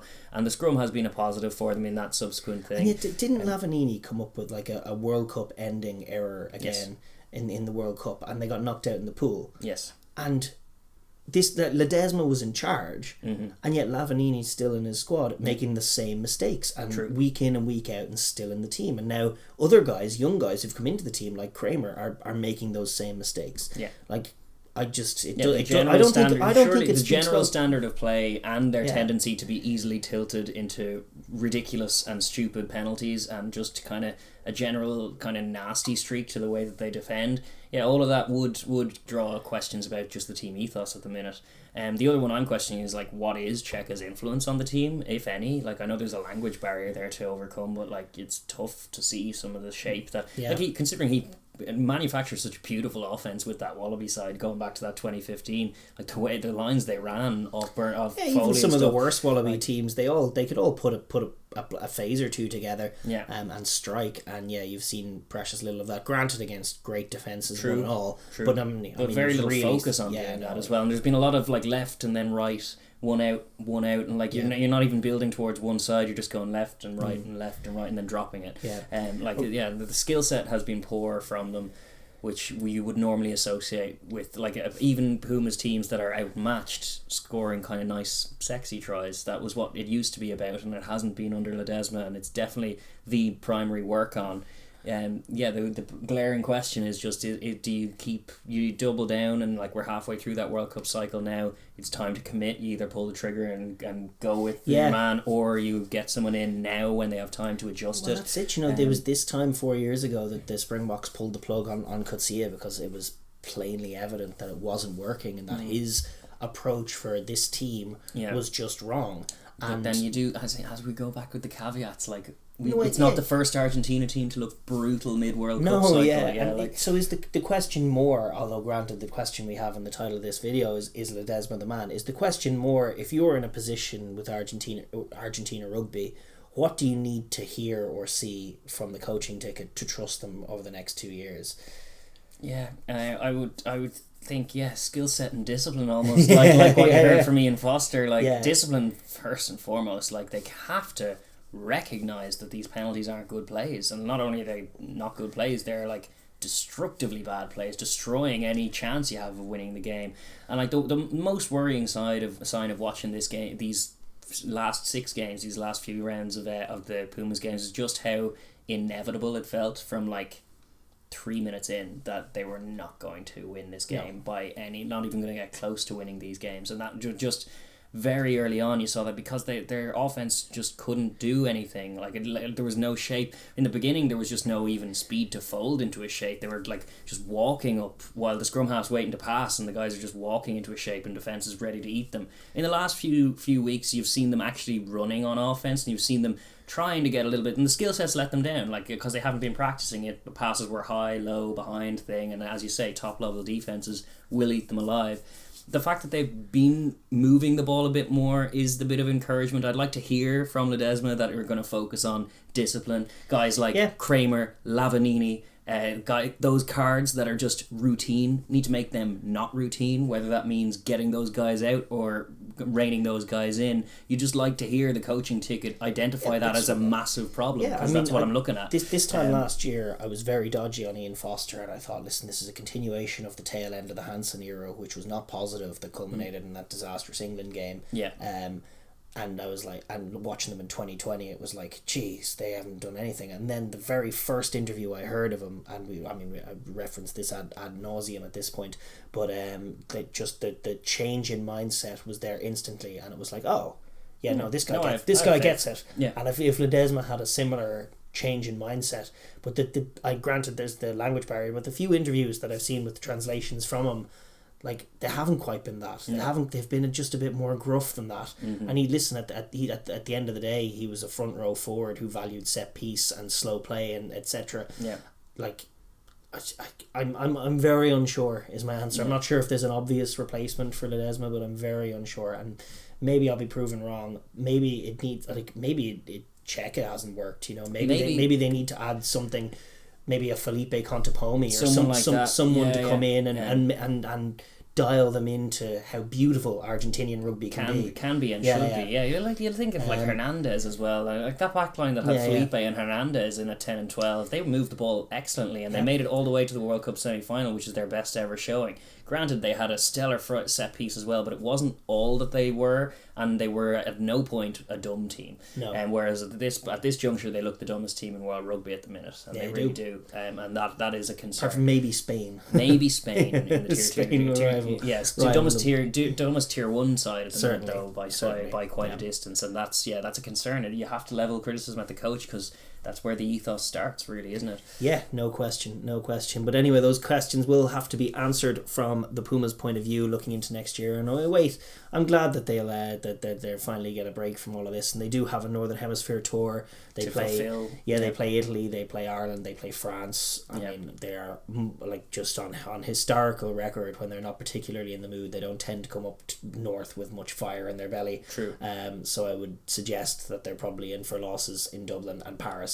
But we'll likely see off the Italians. Yes, I would imagine so. But that those games to follow, and then they'll take stock and reset, and maybe with the current brains trust they can turn it around. But there's no question that they are starting from a pretty low ebb after a poor season. Definitely true. All right, with that we are going to park the Rugby Championship. That is it, done, dusted for 2021. No more of that now. We are going to move on to Rugby World Cup qualifiers because there's intrigue there too. No question. Yes, that's right. We had the first 2 legs of these huge American Rugby World Cup qualifiers last weekend. They were both extremely tight. Yeah. It's just whet the appetite for this weekend. I mean, the stakes are phenomenally high and the sides all quite close together. Yeah. It was an enthralling weekend of rugby in many ways, 2 quality games, and we're fanning the flames of a fantastic weekend coming up this weekend. Absolutely. Yeah. The only caveat is like our appetite is whetted, but only recently, like because initially the Canada Chile game was not broadcast. It was behind a paywall in Canada, and it was on some kind of app in South America thing that wasn't working for us anyway, but did manage to see that game only yesterday. We shoot this on Thursday. It was Wednesday when it popped up courtesy of some YouTuber, so thank you very much for that. Yeah, no, apparently it was on if Free Sports have it. So there was no sort of available option to watch it during the game, but someone broadcast it anyway outside of Canada. Whoever it was, it'd be worth finding. Hopefully we can have a means of seeing it this weekend. But yes, the Chile Canada game kicked off at the same time as the also fundamentally Eagles silly Uruguay game, which makes no sense because rugby viewers in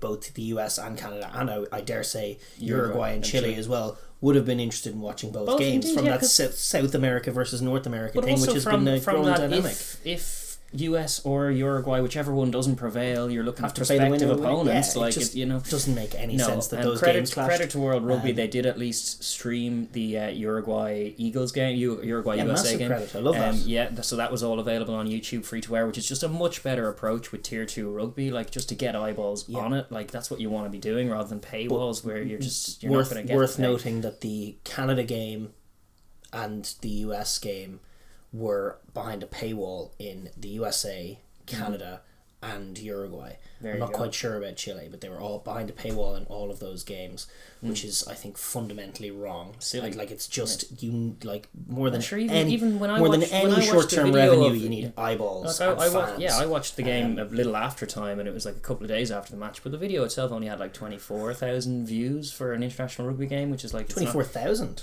24,000. That's not bad. It's not bad. It's not going to fill like the Aviva Stadium, in terms of like, and you've got to think repeat views. I know I click back. I know, but so it's like putting that much behind a paywall. How much are you going to generate? Granted, nobody from either country could watch that. That was geo-blocked in the Americas. Sure. So the World Rugby stream was just for the global audience. Mm-hmm. But I mean, just more as the point is that you're not going to grow the fan base. By making it difficult to see it as opposed to easy to see it. People will just forget about it. It's a peripheral sport in all of those countries. Football is king in South America, and the US and Canada have their own sports. American football and Canadian football. And ice hockey and all of that stuff. It does take over from rugby, and the second you put it behind a paywall, you just really do put a cap on its capacity to grow. Yeah, and listen, in the context of a year where you had the Rugby Network and the MLR being so stuff. strong, it just and feels even like Rugby Europe doing great things in terms of free broadcast of the games and putting together comms teams and growing pains. They didn't do a perfect job, but the fact that they were free to watch and free to repeat view got more eyeballs, got more intrigue on it, and the lessons could be learned in terms of, like, as you were building up, like, it's no big small thing. This is a huge thing for these countries, because like the difference between making a World Cup and not is just worth so much revenue to these fledgling unions, these tier 2 unions. They really do rely on it, because one of the more equitable things World Rugby do is that the amount of the sum of money that a team's going to get for qualifying or for being in the World Cup is the same across the board. So that, like, if Uruguay make it in or if USA make it in, they'll be getting the same chunk of change as France will be getting, or the All Blacks are getting, which is like a bit paltry for a union the size of France, but absolutely massive for a union the size of what Uruguay are bringing, And it puts into context the massive importance of the games we're talking about, particularly the Canada-Chile game. But we are going to start with America's one. America's one. The USA against Uruguay. The opening game was played in Glendale, Colorado, in Infinity Park at altitude. And this was a 19-16 win for the Eagles, but that does not tell the whole story. No, there were periods of this game where the Eagles looked way better, the first half, and more. Like they looked, for large periods of this game, they were much better than Uruguay. Their defense was eating them. It was hungrier. It was eating them up. Size, their power and with their it. speed. I mean, they at times it looked like, you can tell that these guys have been playing proper professional rugby in the MLR and in Europe. Whereas the Uruguayan lads, they'd been playing in the South American stuff. It was like, there might be a standard differential here, in Uruguay looked shocked, and they weren't able to cope, and the USA were just all over them. They were quicker. They were quicker on defence. They were quicker on offence. I thought there were some huge performances in that US team. The whole back row, Gurmashis, Guerra and Cam Dolan were phenomenal. And then in the back line, there were some really encouraging performances. Lopetti had some nice touches. Yes, he did. Cruze was just going to work. Himself and Gurmashis in the first half were just rampaging all around the park and just shrugging off little terrace tacklers. They were popping up all over the place. Facilitated by Daragh, who I've been a skeptic of, and I still haven't convinced of, but he did have a very, very good game from 9. He's got a good skill set to him. He does. He's a young talent. You can see it, starting to see in the last couple of weeks, but we couldn't see over the summer, which is why Saris have picked him up.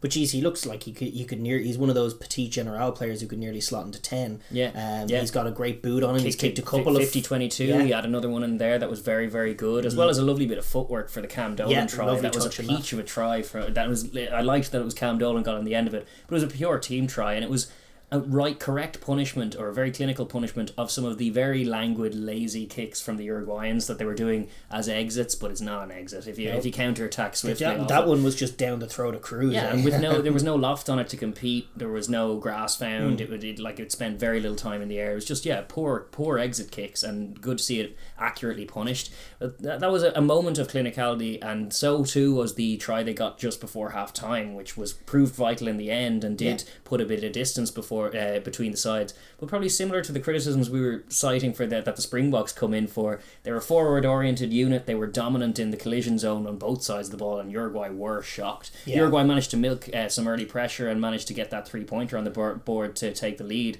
in the first 2 minutes, but from then on, the first half was all USA, and they didn't quite make that capitalise on the scoreboard. And it is an aggregate game, and when their subs came in, and they kind of wrapped a few guys in cotton wool a little early. Cam Dolan came out after making a great steal, and Daragh came out very early on as well. And Cruze dotted down that third try to make it 19-3, and then the next shot of him as they went to the replay, and then the shot was him going in the bench. That was on about 50 minutes, and they didn't score again. So I actually thought, even more than the clinicality, I thought they weren't perfect. They had a few drops, and they probably, in terms of their dominance, 14-3 was nearly not enough. But it was plenty, and they had 19 up after 50 minutes. That was going just fine. True. But they needed to kick on from there, and instead they stalled. And I think the taking off of Daragh stalled them. Cruz stalled them, and they stopped making the same plays. They started giving away silly penalties and playing the Uruguayans in, and they never really offered anything from then on in. They were slow, and the Uruguayans managed to pick them off. And the Uruguayans showed what was their great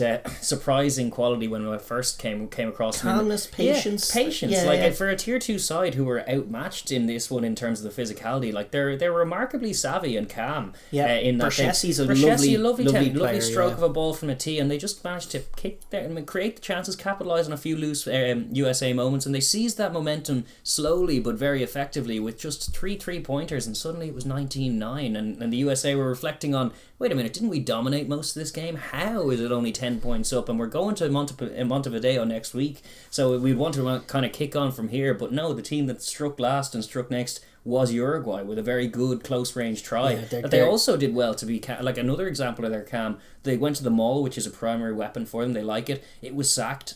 They managed to get it on a pick and jam play, and it's important to stay disciplined on those. The refs are pinging ceiling and stuff, and they did. They kept their feet. They recycled well. They went blind, and they found a what could yet be a crucial score. It's certainly already a very important score in the context of the tie. Yeah. And again, Berchessi's like a very, very tough kick, but very nice to nail that one. Everyone from the was touchline. huge, and listen, the US fell apart really, and this is something that we've seen from them, is that they're kind of almost a schizophrenic entity as a team at times.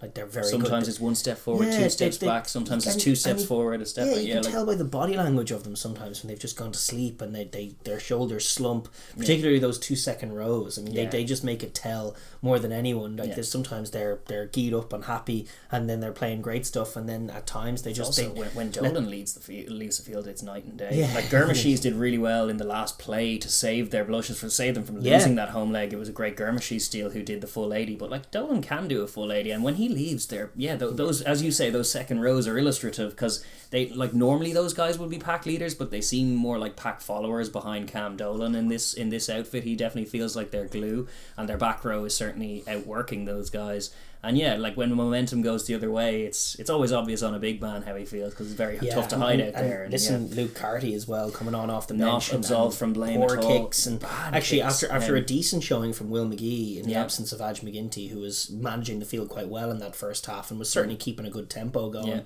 on offense along with De Haas. Like, Carty came in and was as sloppy as all of the bench players. Full kick to charge played them in. They kept kept playing Uruguay in, and Uruguay, to their credit, found an in that line out drive. They found an in the tight areas. Just hold the ball, be patient, catch them not rolling away, try and get points where you can, tighten it up. The offense isn't working. The offense was a little loose. But that's it goes to your point about just how smart a team they are, is that like what a lesser team would do, because Uruguay, we know Uruguay, they want to attack, they want to get Freitas on the ball, they want to move the ball. And they did try that, and they were they had some beautiful little half breaks that ended in intercepts, because they threw ambitious offloads, to say the least. But once they saw it wasn't working towards the tail end of that second half, they largely cut it out. They largely stayed tight, stayed calm, stayed patient, and stayed narrow. You can see that just mind the ball, that being mind the the team ball. going like, there's next week, we have these guys at home. Those are guys thinking on their feet and on the field. Whereas sometimes some of the more gassed Americans don't give you that impression. They give you the impression that it's a little bit more wild, a little bit more frenetic, and certainly when the momentum shifted away from them, as you say, the last score came in the 50th minute, and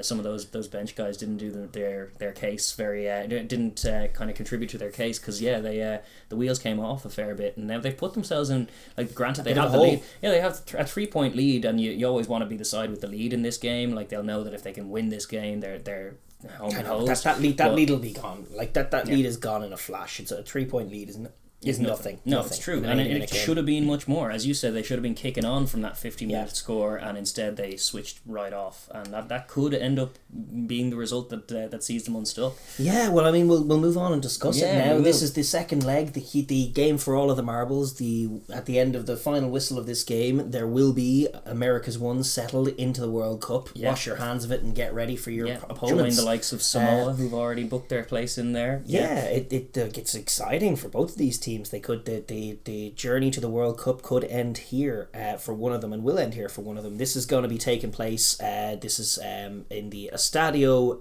Charrua in Montevideo, which has been hosting rugby games aplenty, and crucially fans this time. Yes, there will be a good Uruguayan atmosphere, a home field advantage for them in that sense. That's at 6 p.m. local time, which is like 1 a.m. in the UK, and extrapolate there after. That's on Saturday. You all have Google. Sure. Yeah, well, indeed. In New Zealand, it's 1 in the afternoon on Sunday. There you go.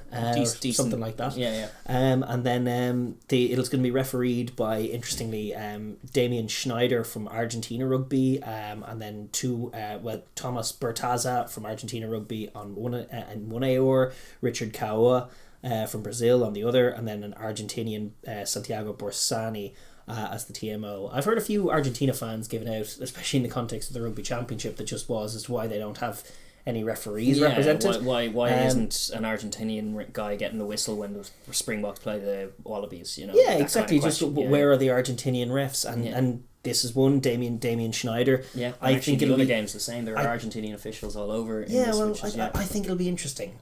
Are they like? It was interesting that the US home field advantage. They didn't go for an MLR ref. They went for a couple of Irish refs. They did, yeah. And it was to their credit, and I think the refs did a fine job. But I'm a little worried about these Argentinian refs. Are they going to? It's almost home field advantage. There are sympathies that might lie with the South American sides. And so I think it's a good test of this ref. I'll be having an eye out on him and saying, like, is this guy at the level? Because God knows the game needs top level refs. And it needs top level multilingual refs. It needs some Argentinian, South American refs. Get them up there. And it doesn't need refereeing controversies. It doesn't need the US or Canada going mental. Now, most of the time teams are going mental about referees. They're just blowing smoke. Or when they lose. Exactly. There's a holding call on every play kind of thing. Are we going to see a sympathetic scale tipper? Because I mean, like, it's hard to overstate how huge these games are for these two teams. I mean, granted, the loser of this game does have another chance. There's still an out. But I mean, it's massive. A place in the World Cup just to get it done for both of these teams. It's so huge. So let's hope and touch wood that we get a well officiated game. Yes. Here's open to look at it from the point of view of each team, and starting with our hosts Uruguay. What do they have to do to turn around? First of all, just the colossal deficit that they had in the contact area and in the speed off the line on both sides of the ball in week one. Well, a few things. The pitch of the battle is so key, and I think the crowd will help them with that. The home field advantage, the familiar track. They can't be as shocked as they were in that first half, because it'll cost them. Like, they need to be expecting, like, they are outmatched physically in terms of they're going to be the shorter, less physical side. So they just got to be technical. They got to channel what they had in that Fiji game, that famous Fiji game that they won, where they held their width brilliantly, but tackled so technically, ferociously, but technically. And if you do that to this Eagles side, they can stall quickly enough, and they can resort to kicking. And like, if you do chop them down and repel them, give them nothing in that area, you might see a different certainly first quarter than we saw last week. Because I don't think the shock, like as you said, like one of these teams has the MLR and is exposed, and they were up and playing in Twickenham over summer, and they were playing in Dublin over summer. Whereas Uruguay, we've been seeing great results. They've been beating Argentina 15s. They've been hosing Brazil and the like anytime they see them. But they don't have as much like exposure to top level rugby. They just don't. So that shock, because the US Eagles are amongst the more physical tier 2 sides, probably second only to Georgia in my estimations in terms of like big beefy packs. Maybe Samoa on occasion, or maybe Tonga. Samoa on occasion, like World Cup Tonga, maybe. But in the context of this, they're quite forward oriented. They're big, they're strong. They score maul tries in the second half in Twickenham, which is unheard of for a tier 2 side. So it's not surprising to me that Uruguay are the smaller side. What was surprising was the speed. They just looked hesitant, like as you say, shocked by the physicality, and then hesitant on both sides. Like, it wasn't necessarily speed so much as like just uncertainty that results in slowness. Then you end up being gobbled up by a mean defense or a game home side fighting for their World Cup life. You get swallowed up very quickly if you're a little uncertain. And then a lot of their offense reeked of uncertainty from that point on, like some of the speculative offloads, like some bits of good play that are then ended by themselves, not recycling or going through a phase before going to the next and just throwing the ball away. I think we got a decent early first quarter picture just in glimpses of what they're looking to do. There was one in particular when they flashed it wide just to the outside centre and got like through a contact and tried to get an offload away to an onrushing winger, and the ball just didn't go to hand. But those kinds of explosive plays, we know they've had in them 100%. And if the ball does go to hand, then you're looking at 7 points, and that's a momentum swing, or certainly a line break, and certainly some positive play through the middle to check the US. And then the other thing that they were trying to dial in was the little attacking kick in those and Berchesia's in a very educated boot for it as well, and actually Freitas as well can drop it on the touch. To be honest, not dissimilar to what we say about Argentina or even Chile some of the times when looking at their sevens teams. They should have footballers out here in that back line. They're all pretty competent kickers, and they do look to that attacking kick as an avenue to like just check what is an aggressive defense. Certainly in the first quarter, the blitz from the USA Eagles will be real. They'll be trying to get into their face, trying to assert physical dominance, and if you can be deceptive in how you move the pill and change the point of contact, get those Americans turning a lot of the time or chasing back a lot of the time. We saw towards the tail end of that game that it didn't take much for the US to start giving up penalties. Exactly. That's the first thing. No, it's true. And then when you've got a boot like Brachesi, we saw that in the Canada game as well, and that's like that Canada game that they won up in Canada is kind of the model for this Uruguay side. Yeah. They need to be faster, but they need to like go after them, and then once you go after them, you're right, the penalties will come after a little. Yeah, I want to see more of the run game of Arata. Arata was like a little neutered. Yeah, you were kind of thinking, like, obviously you're playing in the top couture, you think that's going to just naturally bleed into the team, just that you've been playing at a high professional level with a lot of playing up against top quality international players and club level players, like that should bleed in from a tier 2 point of view. But last week, obviously, he was coming into the squad cold, so that is an addendum that you'd add, and you'd think he'd be better this week. But he was a little sluggish, and he'd almost adopted the mould of a French scrum half, where he was setting up these box kicks and just a little slower than I'd like him. I want him quick. He was like that was what he was in the World Cup. Quick, a constant run threat, constantly keeping them flat to the line, never giving the defence a breather. Like when there will be times for slowing things up and taking a box kick and resetting, but like as a general principle, no, they need to find a way to be the quicker. He's talented. He's the guy to do it. He's a brilliant player. When he dials it in, and we saw it at the World Cup. He doesn't need much of an introduction, but some of those tries he scored, the breaks that he was getting in around the fringes, keeping defences honest. That's what you want to see from him, and just giving a dimension to their attack, which didn't have much. Another addition this week, I think, is Kessler, who they were missing. Who's another? Yeah, they're hoping. We haven't heard for sure whether or not he's in. We don't have the Uruguayan team just yet, but they are hoping to bring Kessler back in. He is a big asset also from that World Cup team, and just a really good unit up there. And they'll need it in a pack battle like they're going to be faced with. Like having all your best weapons out on the pitch for them is important. They like in terms of the kicking as well. Like just a bit more accurate, like attacking kicks good, but 50-22 is also even better. Like, you know, they like the US managed to get some. They have good kickers themselves that they can pull the US up, pull their wingers up with a bit of good movement, a bit of errata working it. Then find Brachesi in a bit of space and give him the option to try and find a 50-22. It could come down to, like, it's only a 3-point margin that they're dealing with here. It could come down to a big moment like that. Like, that's a new law that's only in, but like it could change a lot of key ties in the weeks and months to come with it, because it's definitely a good in for them. These are a good kicking side, and they will have kick return opportunities, which is where we've seen it more often. Like the US will box kick to them, DeHaas will box kick to them, and probably kick contestables though. I mean, they'll have to mind the aerial game. No, that's true. You win that and then go wide and see, like you'll be in your own half if they're gathering your own half. Like, spread it and see if it's your outside centre who's dropping it on your toe, or your winger on the far side. Like 2 or 3 pass plays to use the width of the field, spread it around. You have more options from out there, but you'll make the US run chase you, like rather than running into them and trying to get an offload, which they were doing a bit of, but ultimately they weren't accurate enough to make any of the pressure count, because more often than not it was 1 or 2 phases last week and then the ball was gone.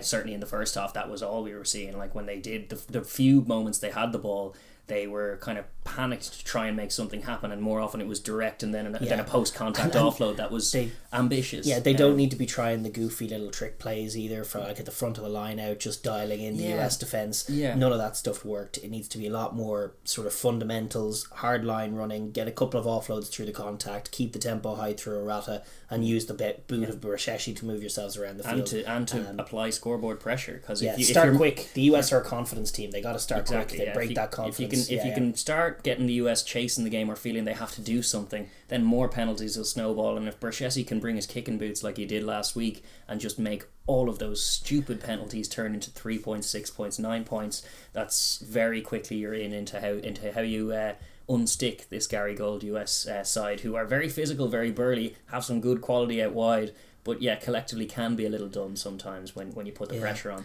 No question. And I suppose from that Gary Gold point of view, there was like there's obviously the negative of that final 30 minutes is huge, but there are huge positives they can take from last week. The first half is just a huge positive. Just the offense, I think, like the fact that they managed to take all 3 of those tries, and they were such good technical tries, just little breaks. They were running off each other. Once they were winning contacts, which they were picking lines off one another and throwing offloads. They were stamping down their authority and making their dominance count on the scoreboard while they had it, to be fair to them. True. Yeah. That's got to be the recipe again. They got to start fast. They got to kind of kick on from this 3-point advantage. They certainly don't want to be going into the final quarter and still only being around 3 points up based on last week's evidence, because then it's just right into the balance, and they are a team that could be more inclined to, I would say, the more inclined on history's evidence, more inclined to panic in those scenarios than Uruguay. Uruguay can be blown away by teams that are better than them, and we saw that, like, they played Australia and hadn't, like, there was nothing. Even Georgia smothered them, which is Georgia is more the model this US side will be looking to go for.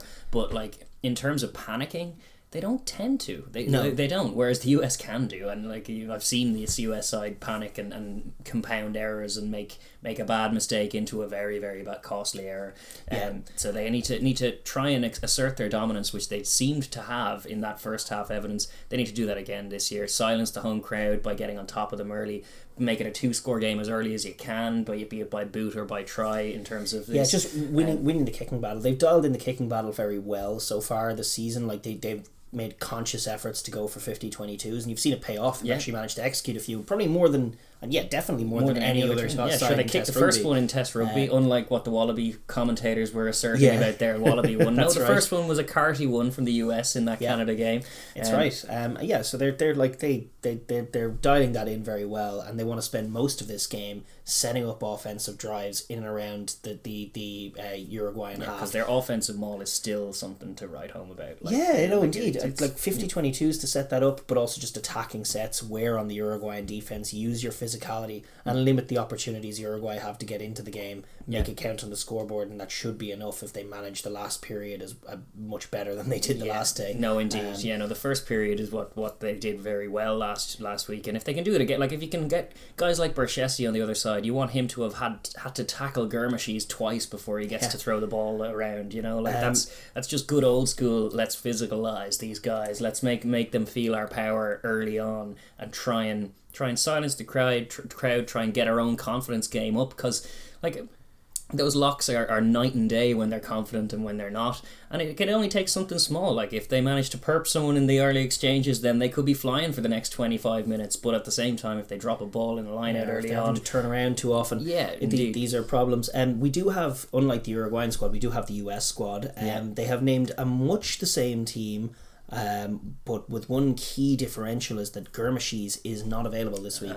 Personal reasons, he hasn't been able to travel. So Jamison Fatanana Schultz comes in at 7, Andrew Guerra moves to 6, and Cam Dolan keeps his position at 8. They've also swapped jersey. Lopetti and Bryce Campbell have swapped jerseys, which is an interesting little adjustment. Okay. Just Bryce Campbell away from home, captain, very good defender. I think they might like the idea of him just lining up Freitas and actually, to be fair, Lopetti's passing game has been sharp as well. So having him at 12 as the dual distributor, I'm sure they'll mix it up anyway. But just their ability to find the edge was good, but they know that they'll have more work to do on defense to shut down what Uruguay will bring this week. So having I think Campbell particularly defending the outside centre position just to stop them getting to the edge might be a positive adjustment for them.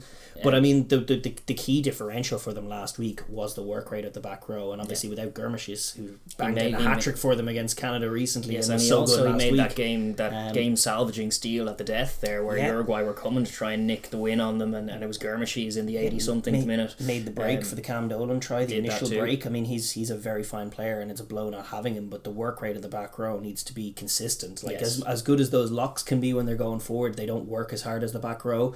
So the US model is for those back row forwards to work their holes off, carry lots, be nuisances on defence, be quick out of the line, and just eat the Uruguayans. Once you have the platform, then give the ball to Cruz, because he looks game for it. Give the ball to actually even on the other wing, who was it? Dyer, who grabbed a nice try as well. Get those guys on with the ball in hand, because they look 1v1 in terms of physical matchups. They look like they can all carry with confidence into this Uruguayan side and be confident of winning more contacts than they lose. So the cam is what I'm waiting to see. I do like that they moved the ball better last week in general, and with more confidence than they had done even in the Canada games or the years gone by. It does look already better, which is encouraging from Gary Gold. But the question mark is with when the adversity comes, is it going to tell on this team, or will they be able to rally in the heat of it, because there will be adverse moments. Like Uruguay will have more moments certainly in the first half, I think, than they did in the US. I think that is a factor. The Montevideo factor is real. So the USA, how they will react to adversity is kind of what I'm intrigued about, and it could be the making or breaking of them in this game, because I think if they keep their calm and keep their cool, they definitely can get this done. But I'm up in the air as to who's favourites though, because I don't know the answer to that with the USA. It's a tough one. The US, like they I think their offense will yield tries. I think they should dial in some of those offensive mauls as well, and try and beat Uruguay in threes with US sevens or fives. That could be their in, just scoring from close range, being more clinical perhaps than Uruguay by finding tries.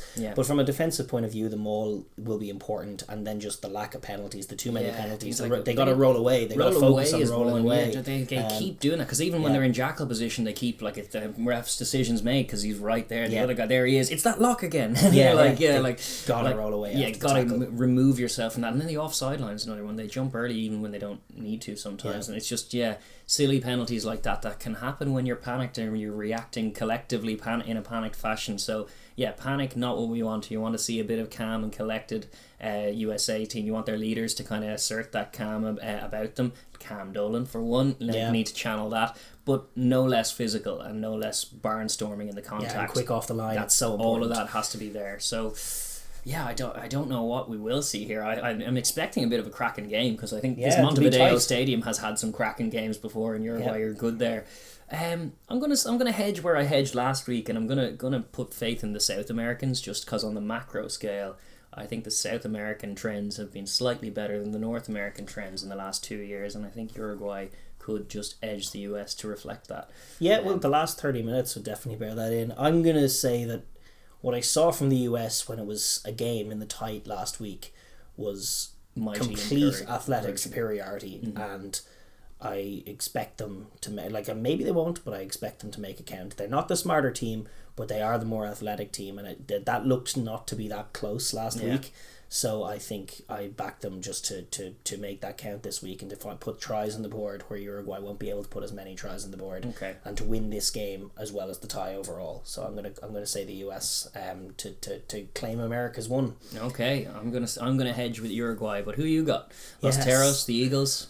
Which of the birds of prey will be winning it? I don't know, but it is an exciting game going on for America's 1. But it is not the only one going on in World Cup qualifiers, because we have America's 2 going on as well. This is more like a survivor thing, because the America's 2 is decided when the loser of this fixture faces the winner of the next one. But we had last week Canada just squeaking past Chile 22-21 in a very tight game, in a game that I don't know if Canada were fully expecting to be as I don't know, even though they've been hit and miss, after that US, the bigness or the momentum of that USA win that they got to open this campaign, this World Cup qualifying campaign, the way they played that day, they didn't quite expect what came at them from Chile, and it was talking about athletic superiority. Chile were visibly the larger team from when the teams took the field, and Canada just attacked for 60% of this game and couldn't do anything. If Canada thought that they were going to rock up and win this game, they haven't been paying attention, because the results coming out from Chile, beating Argentina 15, holding Uruguay to a 16-13 game, 15-10 or something like that. It was a one score low scoring game, and now I haven't been able to see the Chileans that much. Now, having seen them, I get it. They're big, their defense, they're strong, their defense fiery.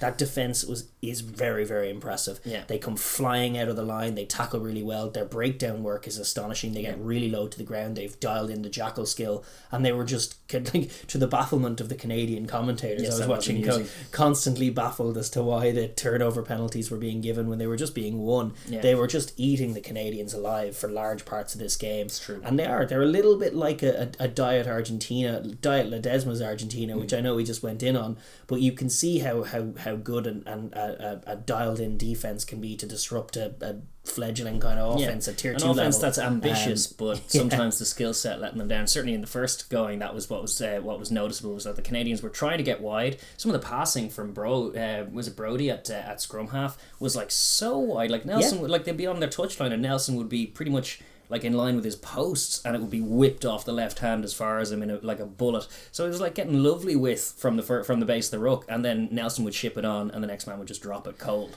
But he wouldn't drop it cold out of the blue, and it wasn't like against the run of the play as the Canadians were suggesting.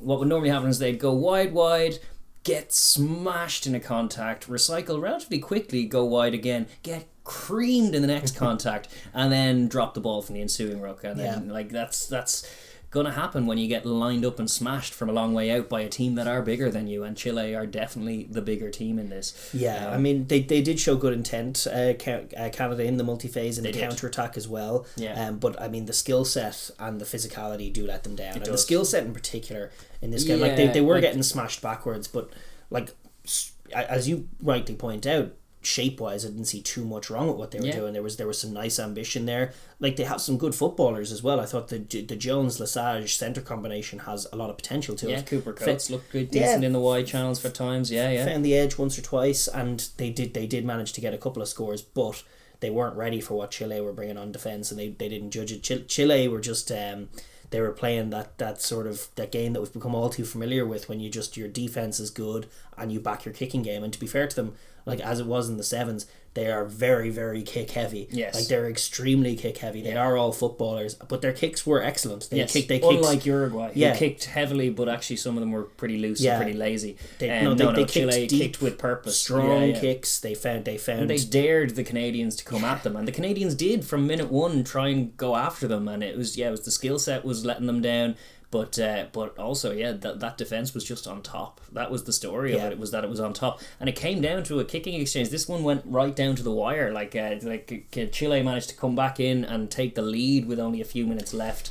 They had the lead in the dying breaths of the game, and some dubious decision making to tap and go and try and kill the game under your own sticks with like 30 seconds left. Rather than it was a penalty. Like they could have just kicked down to the halfway line, won a line out, kicked it off there. Grand. That was a baffling play. That was just really, really poor coaching and poor decision making from all involved. You just don't do that. They did a few weird decisions. They all did one in the first half where Canada were one of their many red zone visits. Red zone efficiency stat not good for the Canadians in this one. It started off well, but they threw a crooked feed from a kick into the corner, which they did gamely even towards the end. They were kicking to the corner all the time. But they threw a crooked feed, and then Chile had a choice of scrum or line out, and their scrum, despite their physical heft and their great maul, their scrum was a basket case, and so they opted for the line out, which I was thinking that kind of makes an unusual option, but from 5 out from your own line, but maybe makes sense because their scrum's so awful. And then they jumped at 2, telegraphed, and gave it straight back to Canada. I was like, okay, no, scratch that. No, but silly idea.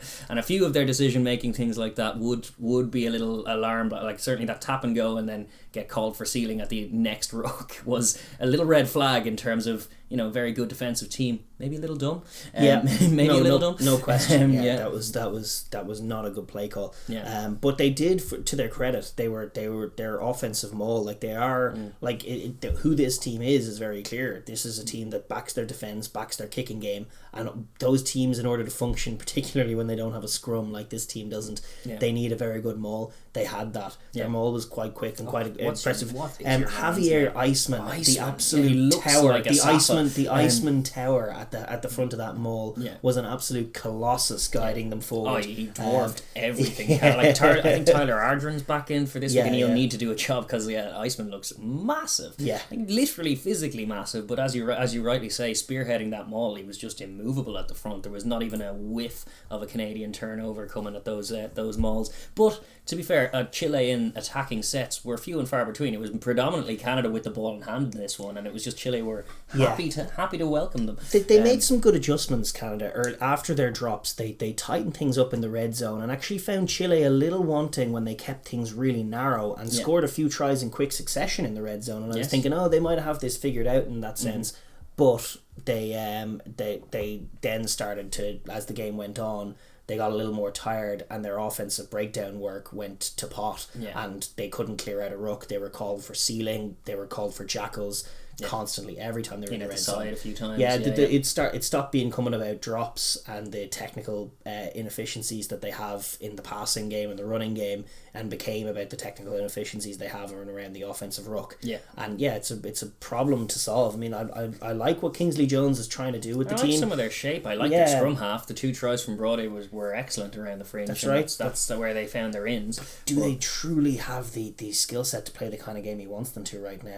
It's tough to know. A question up in the air. They didn't deserve to win this game. They were blessed. They were blessed. They were at the very death they were behind, and it was just that they were behind. Chile had managed to navigate a game pretty well until the clanger at the end.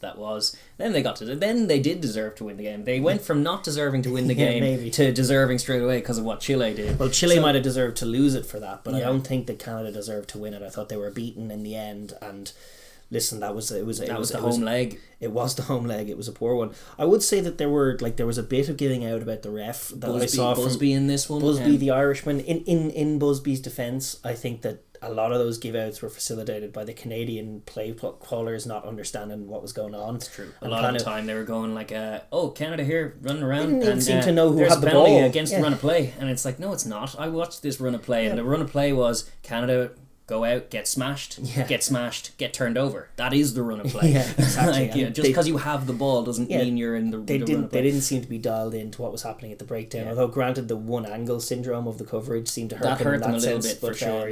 Well, the one that I think was the glaring one was the tip tackle. That's what I was going to say. I think it was on Peter Nelson, and it was just a classic roughing the passer late hit above the horizontal as well. Yeah, that was the one moment for me. There were perhaps a couple, but Busby by and large at the breakdown didn't think he was a problem. But on that foul play one, that he stopped and took a look at it, and Peter Nelson had given the ball already, or I'm not sure if he kicked or gave it, but then he was picked up, tipped over the horizontal and dumped down, and then Busby looked at it and looked at it and looked at it and said, that looks like a clean hit to me. Dominant tackle, no foul play. That was as baffling a call as I've seen. What are you looking at? It was late. It was late for starters, and it was over the horizontal. I just don't understand how he comes to that conclusion. And then also there was an incident where Chile were accused of eye gouging in the game, and there was a still that looked pretty incriminating, I must say. Well, I didn't see the incident itself. I did not see the incident. Yes, indeed. But they still didn't leave much room to the imagination, and I definitely think that a little bit like a diet Ledesma Pumas, this Chile team, a little bit dirty at times. Yeah, they need to be cleaner and less nasty on defence to truly get me on board. True. But they are, and also to probably effectively shut down this Canadian side. I don't think they need to go to the dirty side, just given their physical advantages. They are bigger, stronger, and game to defend what is occasionally quite a loose, frenetic Canadian offense. When it sticks, they can score some beautiful tries, as we've seen before. They can run it in from 60 metres out in a very ambitious display of rugby, but for every one of those there are 30 sets of terror. 30? I thought you were going to say 7 or... No, I think it's close. Based on this game's evidence, how many tries did they score in this game? Did they score 3? And they attacked for 60 of the minutes. Yeah. And they dropped loads of balls. So it was very evidently a tier 2 game, that's what I would say. It was stop-start as well. Part of it was the Chileans going down all the time, a la Springboks again. There was every break in play was interrupted by a Chilean just lying on the ground again, and you're going, they knew what they were doing. They knew exactly what they were doing, and they came and played a really good game right up until that last play, but they've already teed themselves up in an advantageous position. Granted, they're 1 point down, but this is their home leg. They'll know that a win pretty much of any kind, because a win, even 1 point win, I don't know what the scenario is, they might go extra time time for 2 10-minute periods, and then a third 10-minute period if it's still level where there's sudden death, and then a kicking competition. Oh, lovely. It was the same rules played in France this year, where you had that Pirates Bayonne game which managed to get to a kicking competition, and Bayonne were relegated off the back of it. Let's hope we don't see an even higher stakes kicking competition than that going on. No, we hope not, but from I was just saying, from the Chilean point of view, they know that a home win here against a very gettable, laddable Canadian team is the way to go. Yes, and that does nicely bring us to the second leg here. It's going to be in the Estadio Elias Figueroa Brander in Valparaiso. I should go to the guy who actually can speak a bit of Spanish when we come to this. I mean, I started that and I was like confident, and then by the end it was just gone. Just tragic. This game is also going to be on Saturday, 7 p.m. local time, which I think is again the exact same kickoff time, which is unfortunate. Yeah. And again we're going to have Argentinian and Uruguayan officials for this one. Yes. And then just as far as the picture from each team, we've kind of touched on it already, but the Chilean model isn't going to change on the evidence of last week. We got an offense via defense, and the defense is Chile here. They're going to try and gobble up this ambitious Canadian side and smother them and get their home advantage. Try and make that tail flex literally here, because they will kick. They will kick to... Yeah, there's no Cooper Coates this week as well, so they need to find in that backfield. Test the backfield. But a kick-heavy strategy that will focus on getting off the line and dominating without the ball. Going to try and assert themselves without the ball first. And then with the ball, it's not particularly ambitious. They'll be setting up attacking kicks, and they'll be setting up maul opportunities. That's right. 50-22s, but also just little grubbers into the backfield. The Canadian defence can be ragged at times, especially when they're forced to turn. Turning them around and putting pressure on them is the Chilean model, and then minding their discipline, putting the pressure and forcing turnovers and unfavourable positions from Canada, and using your man, that fullback Videa, to chip over threes. He's another one who strikes a lovely ball from a place kick. He actually had a very, very nice style. I hadn't seen him before, but I was enjoying watching him chip those 3-pointers. He missed one from range, but that was a long way. And it was only because it was another one. Canada were kind of tilted at that point because he just kicked one from a closer range, and then no sooner had he done that than Canada infringed again, and they were like, we'll have a pop. Why not? Could have been just 6 points in the blink of an eye, but that one fell a little short. But he has a lovely strike on him, so he is their tool. They're going to play like the old school 10-man rugby style. He's at 15 for them, but if they can manufacture penalty chances and create a climate, a cauldron that Canada are kind of chasing a game and getting a little looser, then they can manage to get kickable penalties and kick themselves into a winning scenario. And indeed, and they're going to have to. They're going to want to put points on the board to some extent. The thing about Canada that they have to their advantage, like any team that's more offensive focused, is that they're only going to need to be right. They're going to need to be right in fewer moments to make things count and to get on top. Like in the early goings of the Chile game, Chile were all over them, and yet Canada managed to get themselves a 12-9 lead at one point, just because they score in 5s and 7s and you score in 3s. So if Chile, just as a point of difference, can generate a defensive try, or put a chaos kick try, or just intercept try, which is there exactly, a defensive try or an attacking kick try, or if they can time a good shot to the corner or a good 50-22 and set up their maul. I think their line out's going to be important. They lost one or two of them, but if they can maintain solidity at the line out and then make the scrums a large non-factor, get that big yoke to the front of the maul and drive into the heart of this Canadian side. Absolutely. I mean, that maul looked very, very impressive, and particularly against the Canadian pack, it looked like they could be there all day. And at home, with home field advantage, given how different Canada looked away from home versus at home. Can I say Canada? It's late here, but it's given how different they looked away from home in the earlier games against the US. I think just looking to impose themselves physically and get on top of them could be enough. It could. Obviously, we've seen Canada unravel before, and Chile will have seen that too, and they'll know that exerting their pressure, they'll be confident that they are bigger, stronger, more physical. So make them feel it. Make them feel it at home. That's a big part of their recipe here, is just apply the squeeze. Put them in the vice and squeeze and see all the intercept tries fly out of them then. That's it, exactly. Just turn pressure into points. The only fear I'd have for them is that they won't turn it into enough points. That could be their undoing. But it's all to play for. This is such the bigger stakes in this one than the other one, although the winner of the other game will be into the World Cup. The loser of this one will be going home. World Cup. And when you talk about the financial benefits of being in a World Cup versus not, I mean, granted, the 2014 proposal could come in and they could be relieved of that, but I mean, this if that doesn't come in the near future, it could be a permanent falling behind for the loser. The stakes are that high because the bump that the winner will get. In terms of progression, we saw Uruguay have grown leaps and bounds since even that World Cup appearance, and the money there probably helping them to do so. And Chile, to be fair to them, have been growing along with South American rugby. They've been one of the shining lights moving forward. They've overtaken Brazil. They were behind Brazil. They've well since left them. They were last place in that America's Rugby Championship as recently as 2019. Yeah. And yet they have gone from strength to strength and developed a very difficult to play identity, which is exactly right, and with the footballing skills to boot. They will be confident going into this at home. From Canada, or Canadia's point of view, yes. The big news this week is that Tyler Ardron, having posted his plane ticket on Twitter, is flying out to join the team to try and save the World Cup campaign. And try and deal with that big monster that the Chileans are bringing in. Exactly, this Iceman, the killer. Yeah. He's coming straight in. Like he was a lock. He's now a back rower, which suits well because actually the two locks from Canada, Bailey and Thomas, were actually quite good. They were. Each nicked a couple of lineouts. True.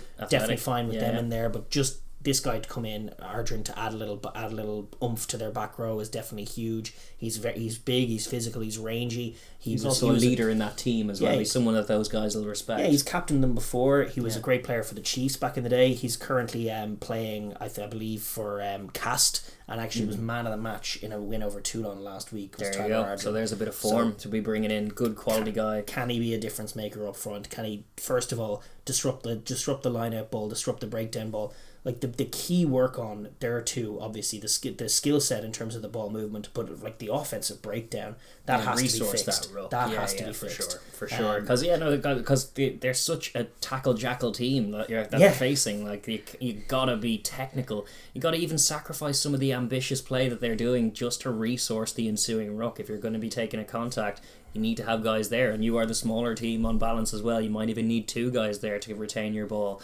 and that is going to be important. Similarly, the kicking game as well. Like they'll probably need to adjust some of that. Some of their kicking was a little bit aimless. They made a good adjustment mid-game. Like at the beginning of the game, they were kicking it deep, and then Chile were just responding with better kicks. Yes, Chile's kicks were longer and more accurate. Yeah. But towards the tail end, actually, they put up some good contestables, and they actually had a bit of a height advantage on the wings. There you go. So these are using your assets. Exactly. Your man Webster on the wing was quite decent in the air.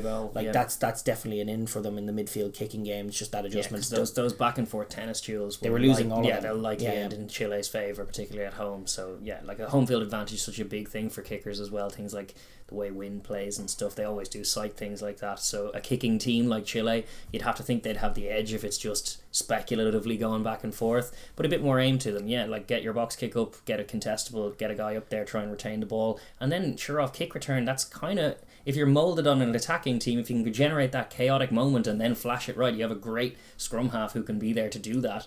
That's more like playing a Canadian style of rugby than just playing into a Chilean style's hand. Yeah, no question. And I think that the Jones, I've said this already, but I think the Jones-Lesage combination has a bit of potential to it.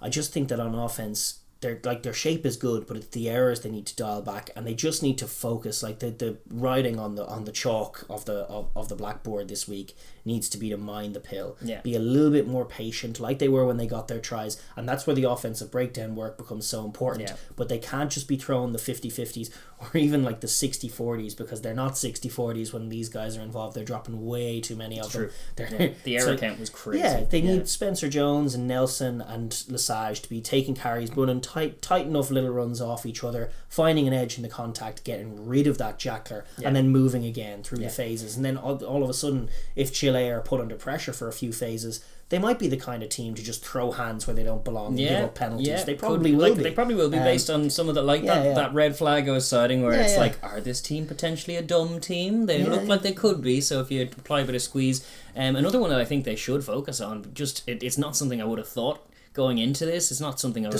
scrum. I would rarely say it about Canada, but attack them at scrum time, because they're all over the place and there were penalties there for them, and it's like good entrances, good exits, all coming through scrum. It's an unusual scenario for Canada, who are normally only just hanging it together themselves and in and out kind of guys, but scrum, lock it down and drive and scrum for pens, because based on last week's evidence, they're there. And certainly if Chile lock it down, then maybe go back to just trying to flash it out of the scrum. But I think at the beginning, have a cut. You might get a penalty, you might get a cheap in, and you might be able to dominate the territory game is is going to be key for both of these sides. The winner will end up being the ones who are dominant in territory, I think, in this instance. And like for Canada, the recipe for dominance is a little different because Chile are the superior kickers, I think, on balance as the team. So yeah, a combination of up and unders and good penalty ins, frustrating them into either killing the ball penalties or scrum penalties. Anything will count, but make your way into the right area, because then even if you drop the ball or even if you can concede thing, it's not a kickable penalty you're conceding. Then it just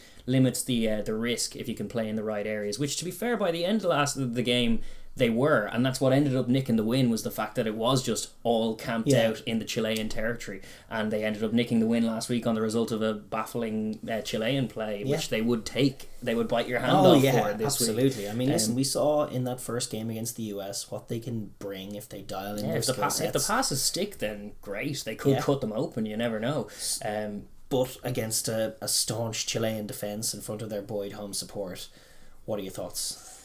Yeah, again, I'm going to hedge with the South Americans, and it somewhat pains me to say, because I actually think in this year, in 2021, Canada have restored a little bit of what I used to like about them to them. Like, I was so down on them in the World Cup, as if you were watching back then, you probably know. Like, I'm convinced they were the worst team at that World Cup. I'm still raging they didn't get to play Namibia, because I think Namibia would have beaten them and got their first win, and I just thought they were like awful in all kinds of ways. I think they have improved, no doubt, but I think the rate of progression, just looking at in both cases, I think the US and Canada have been doing a little bit of this, but in Uruguay's case and in Chile's case, just watching from afar, not even getting to know this team that well, but just looking at results, it's been steadily going up and up. On like America's Rugby Championship after another, they've been ousting Brazil as the team, they've been pushing Uruguay close, they've been getting results against Argentina 15s or pushing them close as well. Like they've been progressing quite nicely, and they've like a 1 point deficit to overcome at home against a team that they had kind of beaten before they threw it back in their face, threw the win away at the very death. Yeah. I think that if they can tighten a few things up, they should be confident of their ability to take this one.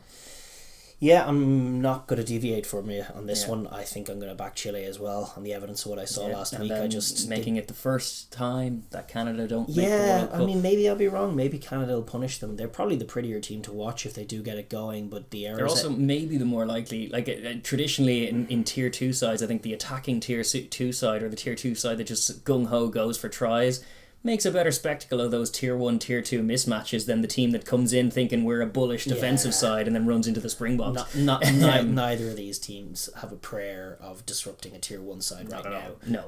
But they are still playing for the carrot to get there, to get to that place and to at least move on in the qualification stakes. But no, I agree with you. I think Canada, too many errors, just not quite right, making all kinds of mistakes on offence, and the Chilean defence eating them up. In fact, I kind of see it going the same way this week, although Chile might make them pay a little more. So I'm going to give it to Chile this week. I'm not going totally North America. I'm going US and Chile. Okay, I'm going totally South America. I'm going Los Terras and Los Condores. You know, I'm rooting for those guys. I'm not rooting. I'm kind of neutral. I'm ambivalent, but I suspect that the South Americans have been progressing slightly more than the North Americans. I might be wrong. What do you think?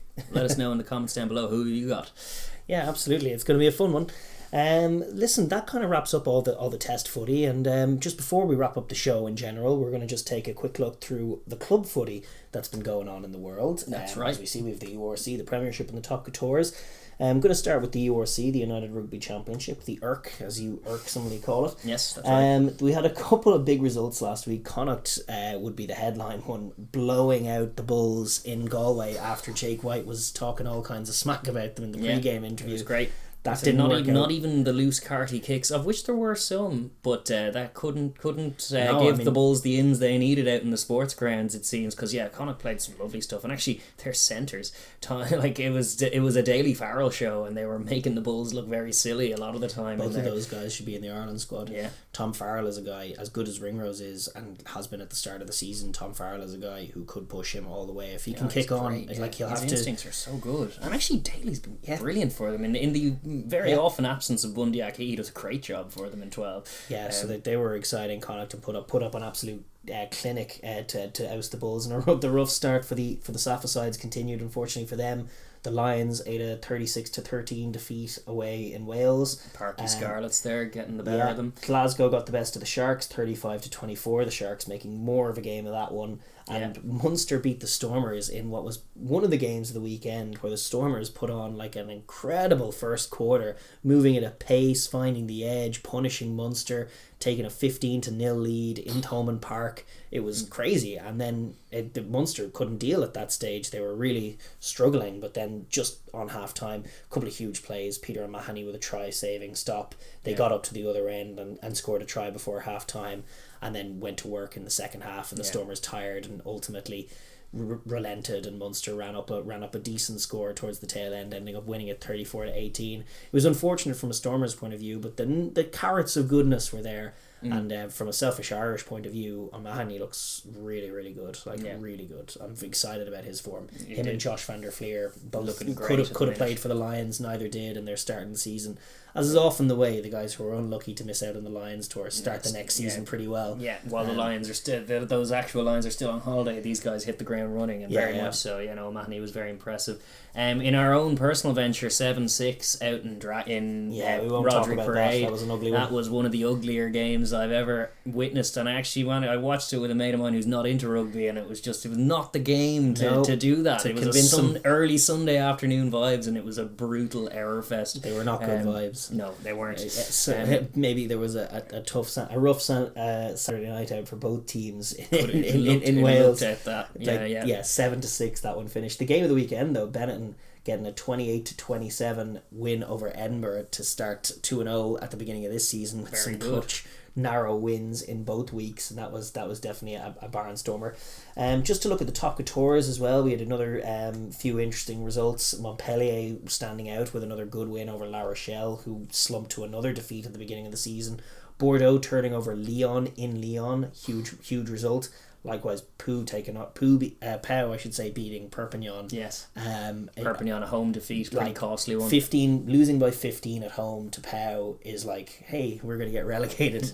I'm just flagging this now. I know it's early in the season, but we're going down. So I think it does look like that. I hope they rally, because I do want Perpignan to stay up, but no, it looks unlike Biarritz, who they gamely, it was a home defeat as well, but 17-11 loss, losing bonus point against Toulouse, defending champs. That ain't bad. Toulouse are just beating everybody right now. Home away, don't forget about it. They look the best team in it at the minute, and that much is true. Cass got a good win at home against Toulon, as they are wont to do, 27-16. Tyler Ardron performance. Yeah, Tyler Ardron, man of the match in that one. Clermont also got a win at home against Racing in a colourful game there, 26-17, and no bonus point for Racing, which is very often the dynamic in these games, is will they get the losing bonus point, the travelling team.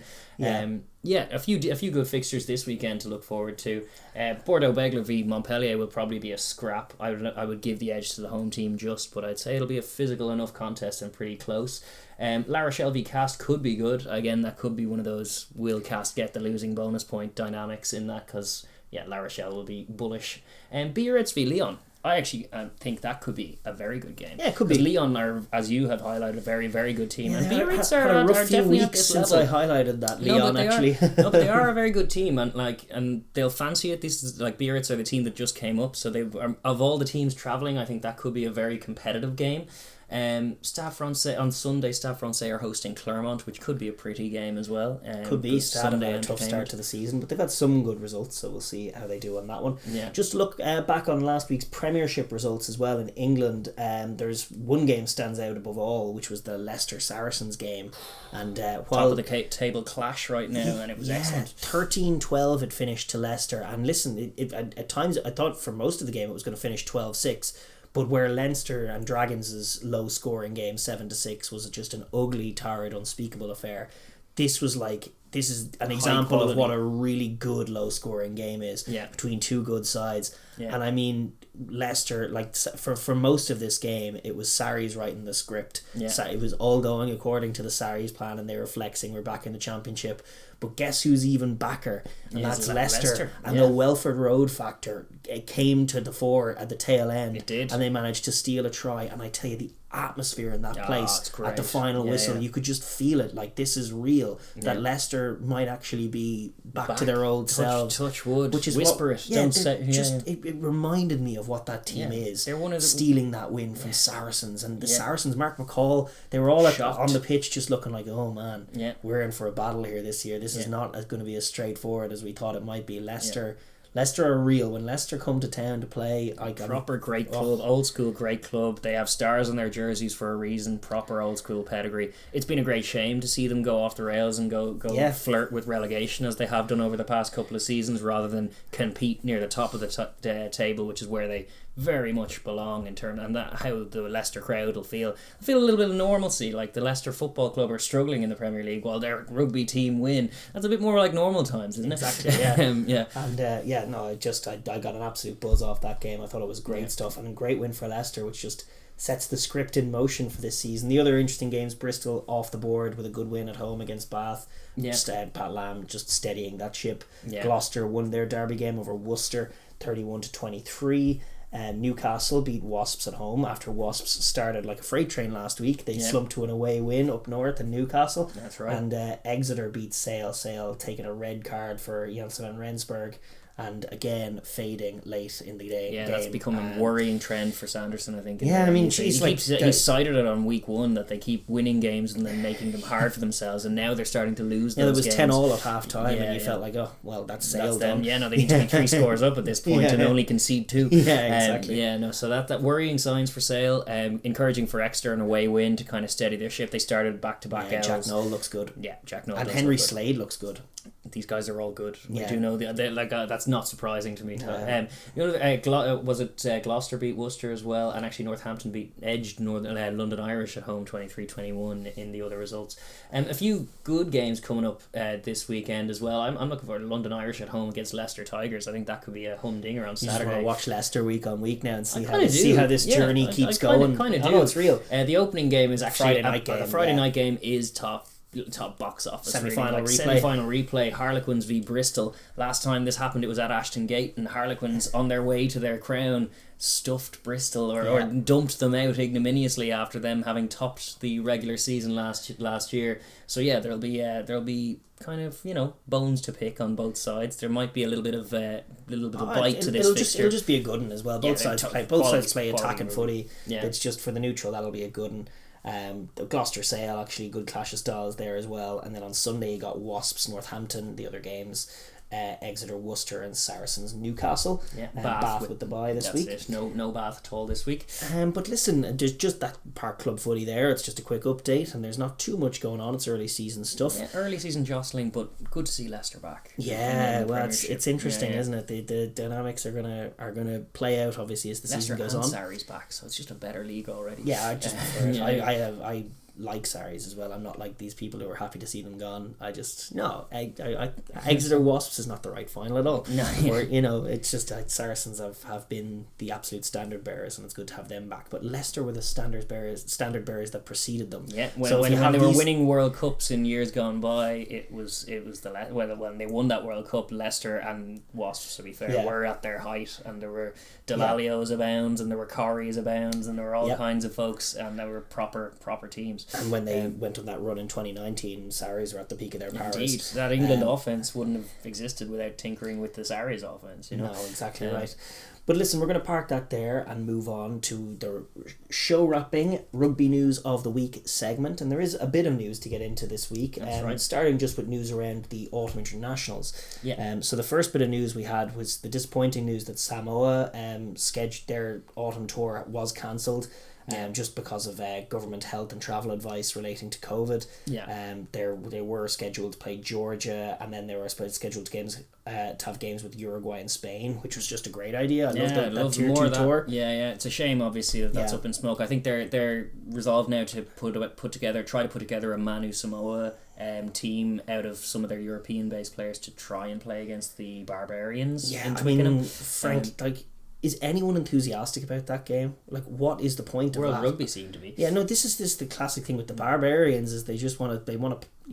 I think if you want to make a Barbarians game work, you have to make a game of it. Yeah. What on earth is the point in getting Quade Cooper, Stephen Kitsoff, Franz Muller, Malcolm Marks, Dwayne Vermeulen, Pablo Matera, all together with, I think, like with Snyman in there as well, but like there's a good few big names to play like a Manu Samoa ragtag select in Twickenham. What on earth is the point? Like, you want to get, like, my sympathies would be with the Samoans there. Like, I'm not cheering for those Babas to batter these like unprepared Samoan selection. What is the point of that? We found Ricky. He's a Samoan plumber from Middlesex who plays a bit of rugby on the Sunday League. He'll come out and take on Snyman and you know. The front row is just mean. Malherbe, Marks. Yeah, what are you doing? That's not a barbarian front row at all. It's ridiculous. It's a Springbok front row with Quaid at 10. Like, it's just, it's preposterous.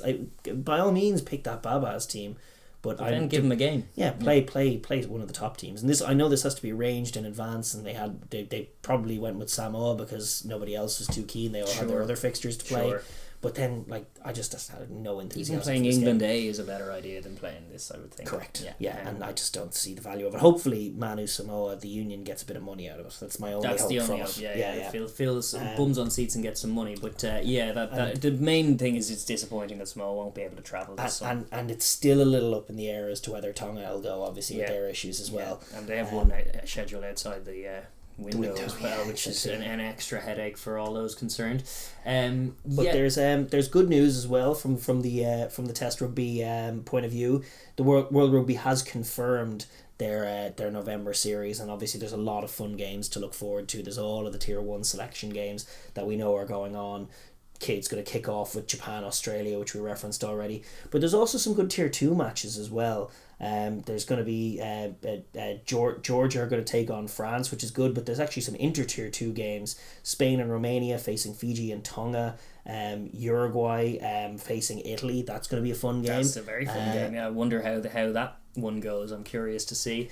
I'm also it's not Tier 1, Tier 2, but Japan's program is pretty interesting. They're going to host Australia, obviously, as we were saying, but they're going to face Ireland, ourselves, Portugal and Scotland. Yeah. Those are two great games. Japan v Portugal, those two sides run the ball. It's going to be great for Portugal. They're probably going to be taught a lesson by their bigger brother in the context of the game they're trying to play, but it's going to be fun nonetheless. And for the neutral, what more could you want? It's going to be a festival of rugby this November.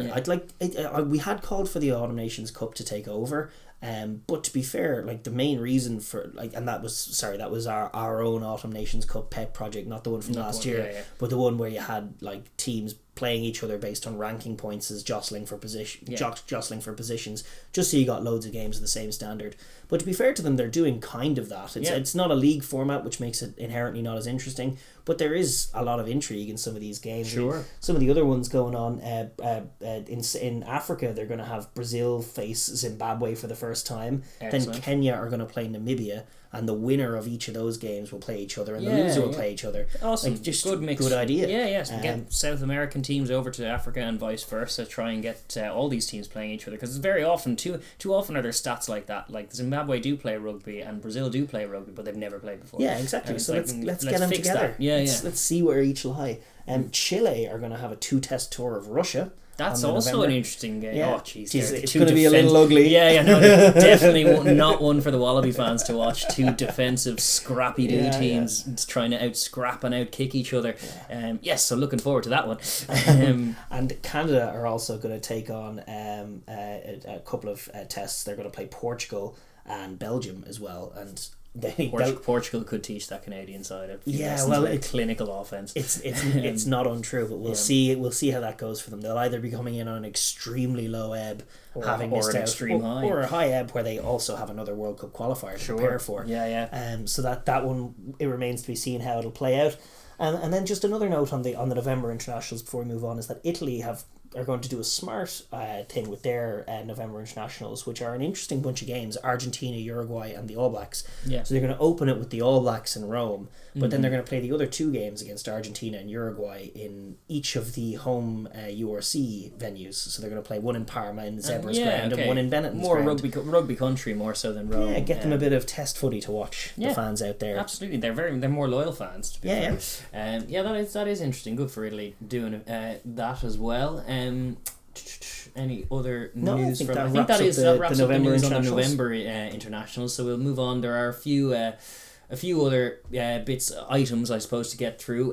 In Australia, it is reported that they are very, very close, on the brink of momentous change. Now, this is according to Fox Sports. I will caveat with that. But the sports governing body of Rugby Australia is set to take control of their 5 Super Rugby nations and kind of centralise Franchises. for the franchises. Similar to what Ireland and New Zealand have been doing for quite a long time. It would mean that under the proposal, Rugby Australia would seize control and operation of the leading provinces, and they'd be responsible for everything as far as like sponsorship, finance, operations, signings, all of that kind of stuff, which just makes it a far more centralized system. Yeah. Which is like it's kind of night and day from where they were a few years back, when they were very much saying absolutely not, we're not going to do that, we're not a copycat nation. But I think that was Scott Johnson's comment on it, and he's changed his tune on it a little bit. But I think the Super Rugby AU and the free to air stand sport juju is real. And that's it's dialed them into the importance of those franchises and just how night and day different the Wallabies have been this year. With competent ones, the Reds and the Brumbies look good, and suddenly so do the Wallabies. You know? Yeah, exactly right, and it's a massive undertaking for them. I think the key point of difference is that the franchises, according to this report anyway, the franchises are on board with it, where previously they vehemently haven't been. Yes. So presumably some discussions have been had and some assurances given that this is an undertaking that Rugby Australia can do, and that it has the finance and everything involved with putting things together and making these clubs profitable as well as successful. And kind of working up. I think it's Hamish McClellan. He's a former News Corp exec, and he's chairman of Rugby Australia at the moment. He seems to be the one spearheading all of this, and he was the one talking to camera. It seems to be something they are pushing for. Maybe it's COVID that's forcing it, or maybe it is just, as you say, the opportunities they see. But I'd be a big advocate of it, speaking from an Irish point of view. I think the centralised system and that kind of thing just makes for good business practice, and means that they're all pulling in the same direction, and there's less wasted money here and there. And like, certainly the extremes of the other route is where you look at France, and you look at the FFR's constant gripe with the Eleanor and just them at loggerheads, and that's not particularly healthy relationship. That's not to say that's been the dynamic. But the intrigue in France is there to sustain it, whereas in Australia they're constantly at war with other sports for eyeballs, and it's just they're not as imperious as the Tocators is in terms of an institution. Yeah, that's not to say that they've had the same issues though over there in Australia with the club sides, but nevertheless it'll be an intriguing move if they do follow it. A little bit of off-field stuff there. As far as on-field stuff, there was an ugly enough story from the URC last week, which we didn't touch on just from the Munster game, but the lock Audrey Smith of the Stormers has been banned for 8 weeks for biting. And this was an place incident for biting in the game. No, there was an incriminating enough image of it, I think, and there was also just O'Mahony's quote on the pitch at the time where he's like, 100% he has a full-on bite mark on him, talking about Scannell. Well, this was he was being held off the ball, where they were holding each other off the ball, and they kind of tucked in, and I don't know, presumably like he came out of it with a bite mark. Like this is it. They went to the judiciary anyway, and they said that Jermaine couldn't prove that he didn't bite him, which is weird. But they were just saying on the balance of probability, the ref has reported a bite mark. We've seen you down here with your face hidden, and the place where the bite mark was. You see Scannell go, also, it looks like you bit him, and did you bite him? And listen, he's been given an 8-week ban, which is pretty lenient for that kind of behaviour. It's just no place for it, and he was given a 30% reduction for good behaviour, which I don't understand in the context of a biting ban. I think it needs to be stamped out. It's not good enough to give him a little break for a couple of months and then back at it. Like that was a very poor behaviour from Audrey Smith. If you're convicting him of guilt and biting, then you would probably think that the punishment should be more severe. But as is, he will be out for 8 weeks, and it is just another little kick, little knock for the SAFA teams, who, as you say, have not started their URC campaigns particularly brightly, and the Stormers not at all either. And although they had bright moments in that game, but that was definitely an ugly one. From our own point of view, our own house in Dublin, we have some news from Leinster that their new contact skills coach will be Dennis Leamy of Munster, which has generated a bit of intrigue. Leamy's been involved with Leinster since 2019, but he's joining the senior coaching team as a skills skills and contact coach, which has been an area of emphasis for Leinster. Yeah. Hugh Hogan was in that role for the last few years, and it is a point of difference with Leinster. The footwork of the forwards on the line, it's been something they've been prioritising for a while, and he's been doing excellent work. And you just look at Jack Conan and the Lions tour. The footwork on the line is such a key thing in terms of getting that edge, even if you're not the bigger man. Big shoes to fill, but Leamy, he's been doing hard yards. Like, he's been coaching behind things. He was with the Tipperary Hurlers when they won a few years ago as well. He was doing so he's done the rounds in terms of post-playing career. And just looking at the kind of player he was, those who remember him for Ireland, like, he was very skillful ball playing number 8, not in your typical Munster number 8 mould. He was a bit of a kind of footballer. He did like throwing around the back passes, and he did like bit of footwork on the line, deception on the line. So if he can bring a bit of that to his coaching acumen, then I'm all for it. Yeah, very best to look to him. There were some funny pictures going around of him with his new co-worker Felipe Contepomi, and the two of them over the years absolutely in scraps every time. Some of those, that was the era, those two teams with Felipe. I think that was the height of Interpro madness, because they were all professional and physical enough and to be professional, but there was still that amateur level of like, we hate these guys. No two Irish teams have ever hated each other more than mid-aughts Munster and Leinster. They hated each other. I mean, maybe Connacht have hated other teams quietly in their own corner, but the mutual hatred just wasn't there in the same way that this one was. It's true. But all friends now, and hopefully Dennis Leamy goes well. Just a couple of bad news from a player dynamic. A couple of great players are struggling with injury. Arthur Vincent is one from France. He's been ruled out for 8 months. By Montpellier, that's right. A rough one after a very good start to the season. Just means he's the first person to be officially already ruled out of next year's Six Nations campaign, which is obviously terrible. That's not a good injury. Wishing him the best of luck on his recovery. He's a very fine footballer and can easily break his way into that French. He's already in that squad rotation. And I meant into the starting team. He's a very fine footballer, and listen, hopefully he returns better than ever. Likewise, Liam Williams potentially set to miss the autumn series opener against the All Blacks, which is the last thing they need, not being able to bring in any of their English-based players for that game. Liam Williams now set to be out for that. Apparently he actually had an operation to remove his appendix.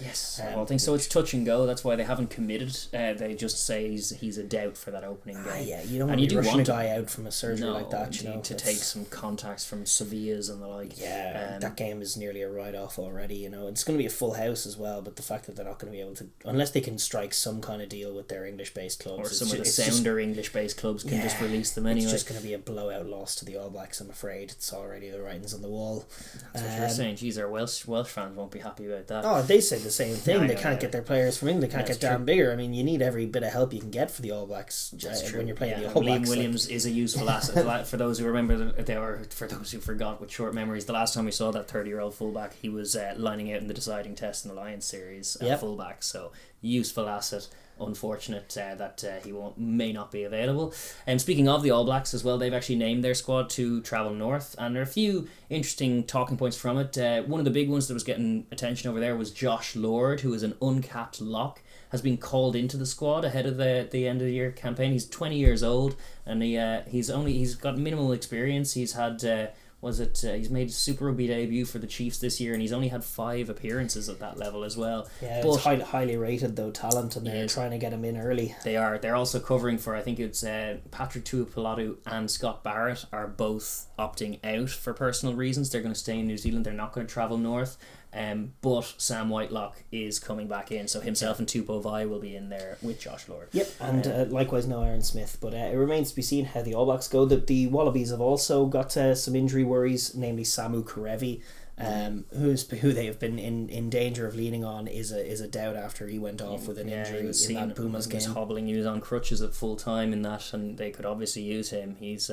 He's been massive for their offense and just the way it works. Arguably the player of the tournament in the Rugby Championship. Such has been his impact since he's come into it. So obviously wishing him all the best. And interestingly as well, Skelton is to come in, apparently by all accounts, into this Northern tour huge for the Wallabies. Literally huge. Yeah, and no Lolosio, which feels like a mistake to me. Maybe he just didn't fancy. Maybe he didn't fancy going and holding tackle bags, but it feels like he should be sponging as much as possible. He probably should be, but he still has had a fruitful season, and he's still in the mix there. He's very much the young buck to these old bucks there as well. Just pivoting back to that All Black thing as well. One of the other talking points, as well as Aaron Smith being out, is they have a few players returning, Dane Coles and Shannon Frizzell, who are not available, but also Captain Sam Kane back into the squad for the first time for them, so it'll be good to see him take to the field again. I look forward to all of those November internationals in time. Just to look at the club game briefly as well, apparently just this was generating a few headlines, was just that Simon Halliday, who's been moving on from the EPCR as chairman, did reveal that they've been working on a Club World Cup every 4 years, which would replace the latter stages of the Heineken Cup. So the idea would be in that every fourth year, the teams that maybe make the quarters or the semis, instead of going into a quarters or semis, they go into a Club World Cup with the Crusaders and the like. It's a curious one. The sort of once every 4 year format in a club context. I don't know if it. I think it feels like another one of these ideas that I don't know about from World Rugby. It probably won't projected earnings of $25 million dues out of nowhere. I can just. Or it's like 130 million. Just make it all up. We do want to see it at some point. I think they will. Like, there's been so much talk. I think they will ultimately put something together at some point between the club sides. But ultimately, there's only so many weeks in the year. Are you going to sacrifice a summer tour or test rugby games? How exactly are they going to do it remains to be seen. But the once every 4 years thing, I don't know. It feels a bit disruptive to the northern format that's very successful again. I think one of the lessons of Super Rugby in the past decade is that if you over tinker, you can really destroy something that's good. Exactly. So that would be I would caveat against that perhaps. But on a more positive note, from a club footy point of view, they in the Southern Hemisphere, the New Zealanders have announced a new women's Super Rugby competition called Super Rugby Opiki, which is going to involve the Blues, Chiefs and the Hurricanes, as well as a combined South Island team governed by the Crusaders, which encompasses Otago as well, the Islanders region. So that's going to be a fun one. 4-team competition. 4-team excellent for the women's game.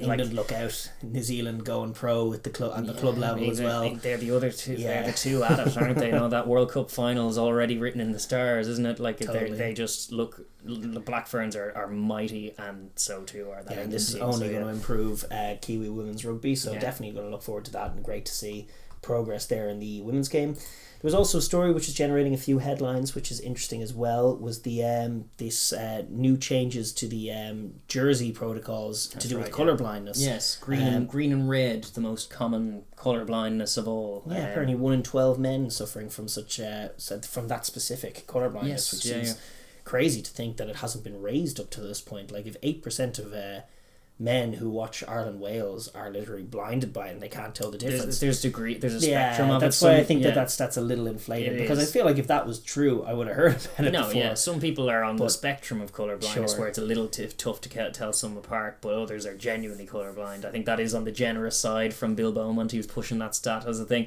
but it used to be a thing back in the black and white days. Apparently, when Ireland and Wales met in the Six Nations, Wales would wear black trunks, where Ireland would wear white trunks because of the differentiating on the screen. So it's not the first time. Like, in black and white times, that was much more of a prevalent problem, and there was a lot more thought that went into it because of it. But generally, like, I don't find an issue with this one specifically. Generally, I would wish they would avoid things like what happened with the Wallabies Pumas in Game 5 of that, where it's like, we want to wear our away kit, so we're wearing dark green. We want to wear our away kit too, so we're wearing black, which almost clashes. Like, that's the one that, like, green and red, unless you're colourblind, do contrast quite well on screen and pop. But I think making the game as inclusive as possible from a colourblind point of view makes sense. True. I'm perfectly fine with this. I want contrast in all contexts. And from an inclusive point of view, absolutely, this just makes all the sense in the world. And it's no harm either that Wales or Ireland on alternate years will get a chance to show off their fancy alternate kicks. There's nothing wrong with doing that. Just do it in the games that suits for a jersey clash. Indeed, indeed. Like, it was so beyond the pale when you look at this week's one with the Wallabies and Pumas, and it's like, look how contrasting they are naturally. Why are they manufacturing the problem is that they both want to plug them, and neither of their away jerseys are a runner against South Africa or New Zealand. They Yeah. both have dark away strips, Yes. and they both want to flog them. But what they should have done is, on alternate weeks, had the Wallabies wear their Aboriginal gear and the Pumas wear blue and white. Yes. And then on the next week, have the Wallabies wear gold and the Pumas wear black, and then That you're would have been laughing. fine. Yeah, some sensible stuff like that to come in. But yeah, in general, this one pretty inclusive move.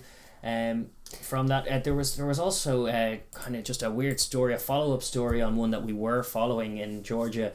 Georgian head coach Levin Maishashvili, who you may remember was suffering really badly from COVID as a result, not as a result, but in the aftermath of their game against South Africa, and he was in South Africa in hospital for ages on a ventilator. He had collapsed lung. He was very close to death, and he touched back down in Georgia a few weeks ago, and we were covering it. But he's kind of come out now and done a retrospective. Yeah, he got a big clap from the Georgians when he came in. But yeah, he gave an interview to the Daily Mail, who I don't usually like talking to, but quoting. But it was a very interesting interview, and it was very sort of harrowing to listen to, that he was basically given at one point a 1% chance to survive by the doctors. He was put in an induced coma for a month.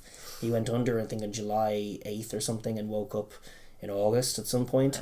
Wow. And doesn't really remember the interim period. Remembers things getting a little worse, and then worse, and then worse, and then waking up with a bunch of tubes and being told it was a month later, and that it was still dicey enough, and just lesson that the virus is no thing to mess with. But I'm just delighted that Maishashvili has managed to see the other side of it. I'm sure he's not totally over it. You don't get over something like that easy. I wouldn't say he's 100%, but no, he's certainly much better than the 1% that he was being given not too long ago. And, he talks about feeling that he was going to die and everything, and it's just a harrowing insight into what can happen. And I'm really, really thrilled that he's managed to come through it, and fair play to him. Just as a wrap-up story to finish out the show, I would give deference to the man of the week, Sia Khaleesi, who captained his side to a win, as we discussed on the top of the show. But he was basically coming out, he was talking, he's got a book coming out at the end of the month, which I dare say could end up on our shelf here at some point, because he's got a fascinating story. But he was talking for once about his own problems and his own issues that he's had, and when normally he's just talking about the team. And his talk like he says he's sort of he's got a question mark about what the right thing is to do from a role model's point of view, because he wants to present the best image of himself, but he also doesn't want to make the pretense that life isn't hard and that there aren't challenges. And apparently he's been talking about, he's had issues with alcohol, he's had issues with communication, he's had to learn to express himself and overcome some real challenges in his life, and has managed to sort of beat all of his demons and improve himself dramatically as a person, and come through and lead this side and his nation to glory. And it's a great story. I'm not being paid to do this, but I'm definitely, once this book comes out, I'm so on board with everybody getting it and reading what Khaleesi has to say, because his story is absolutely inspiring. Sure, even we were talking about, was it Akon who was hearing his, or who was it? No, it's for the URC. It's not Drake. Who is it who's investing in that? Jay-Z's little Rock Nation group, where he saw the World Cup final and heard Khaleesi's speech post, and was just so impressed with the man, and in awe of the man, and then was getting the old dollar signs going, like, this man should be making loads of money over in the States. He's a potential role model, and like, sure, look, here's a book coming out to follow that path. But we've always known, like, some of his talk post match is just so all class and coming from a place of just absolute deference. But obviously there's a tough background behind that, and there's been a lot of struggles, and he did a very good interview talking about some of those ones. Obviously alcohol, but also his losing his father, his mother struggling as well, and just a lot of tough times. And then he goes on to talk about communication, very masculine problems to be having, the machismo, ending up bottling up feelings and all of that. And it's great to hear guys like this talk openly, because it's not too long ago that, like, guys like Nigel Owens weren't being up front about, or not coming out. He was the first to, but then Gareth Thomas from Wales as well. His insight is to, like, the machismo culture, and just, even though it's an inclusive thing, just feeling unable to express yourself. And I think that's echoed here in the sentiments of Khaleesi, and just expressing yourself can be tough. And he's shows the path to self-betterment for us all. Definitely does. There's a light at the end of that tunnel, because that man, he has walked that path, and fair play to him. From hard times to the most dizzy of heights. inspirational figure. I nearly go so far as to say in world sport he's a hell of a man. He is. And I want to congratulate him on a great win as captain over the All Blacks and wish him the best of luck in the November tour as well. And with a book launch as well, which launch. requires good luck. Yeah, good luck as well. He's got fortune. one purchase from That's me right. straight off the bat anyway. But listen, I think we're going to wrap up the show there. I think we've gone on for long enough. That's right. I'd like to remind you as well that we're not around next week. We're going to be taking a break. We might be back the week after. The autumn internationals are going to kick off with a couple of games that week. We might be back that week depending on our own sort of busyness and availability. If not, we will certainly be back the week after to look at all these festival of November internationals coming our way for some short hits on some good games. But yeah, you can find that content here.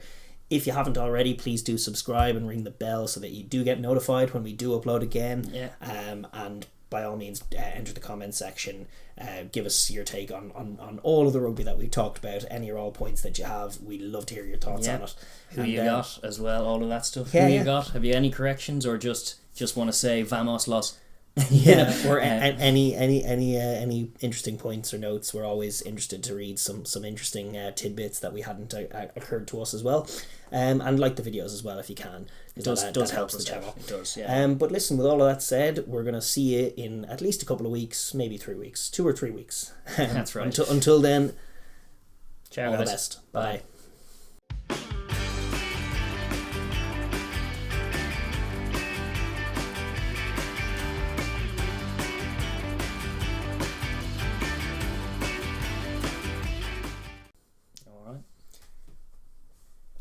Oh, that was rubbish. That was rushed and poor. Snappy. Yeah, terrible. That's a nail. Oh, I got nice it. job. Just got snagged by the thing. Well done, you. He did it. Ding.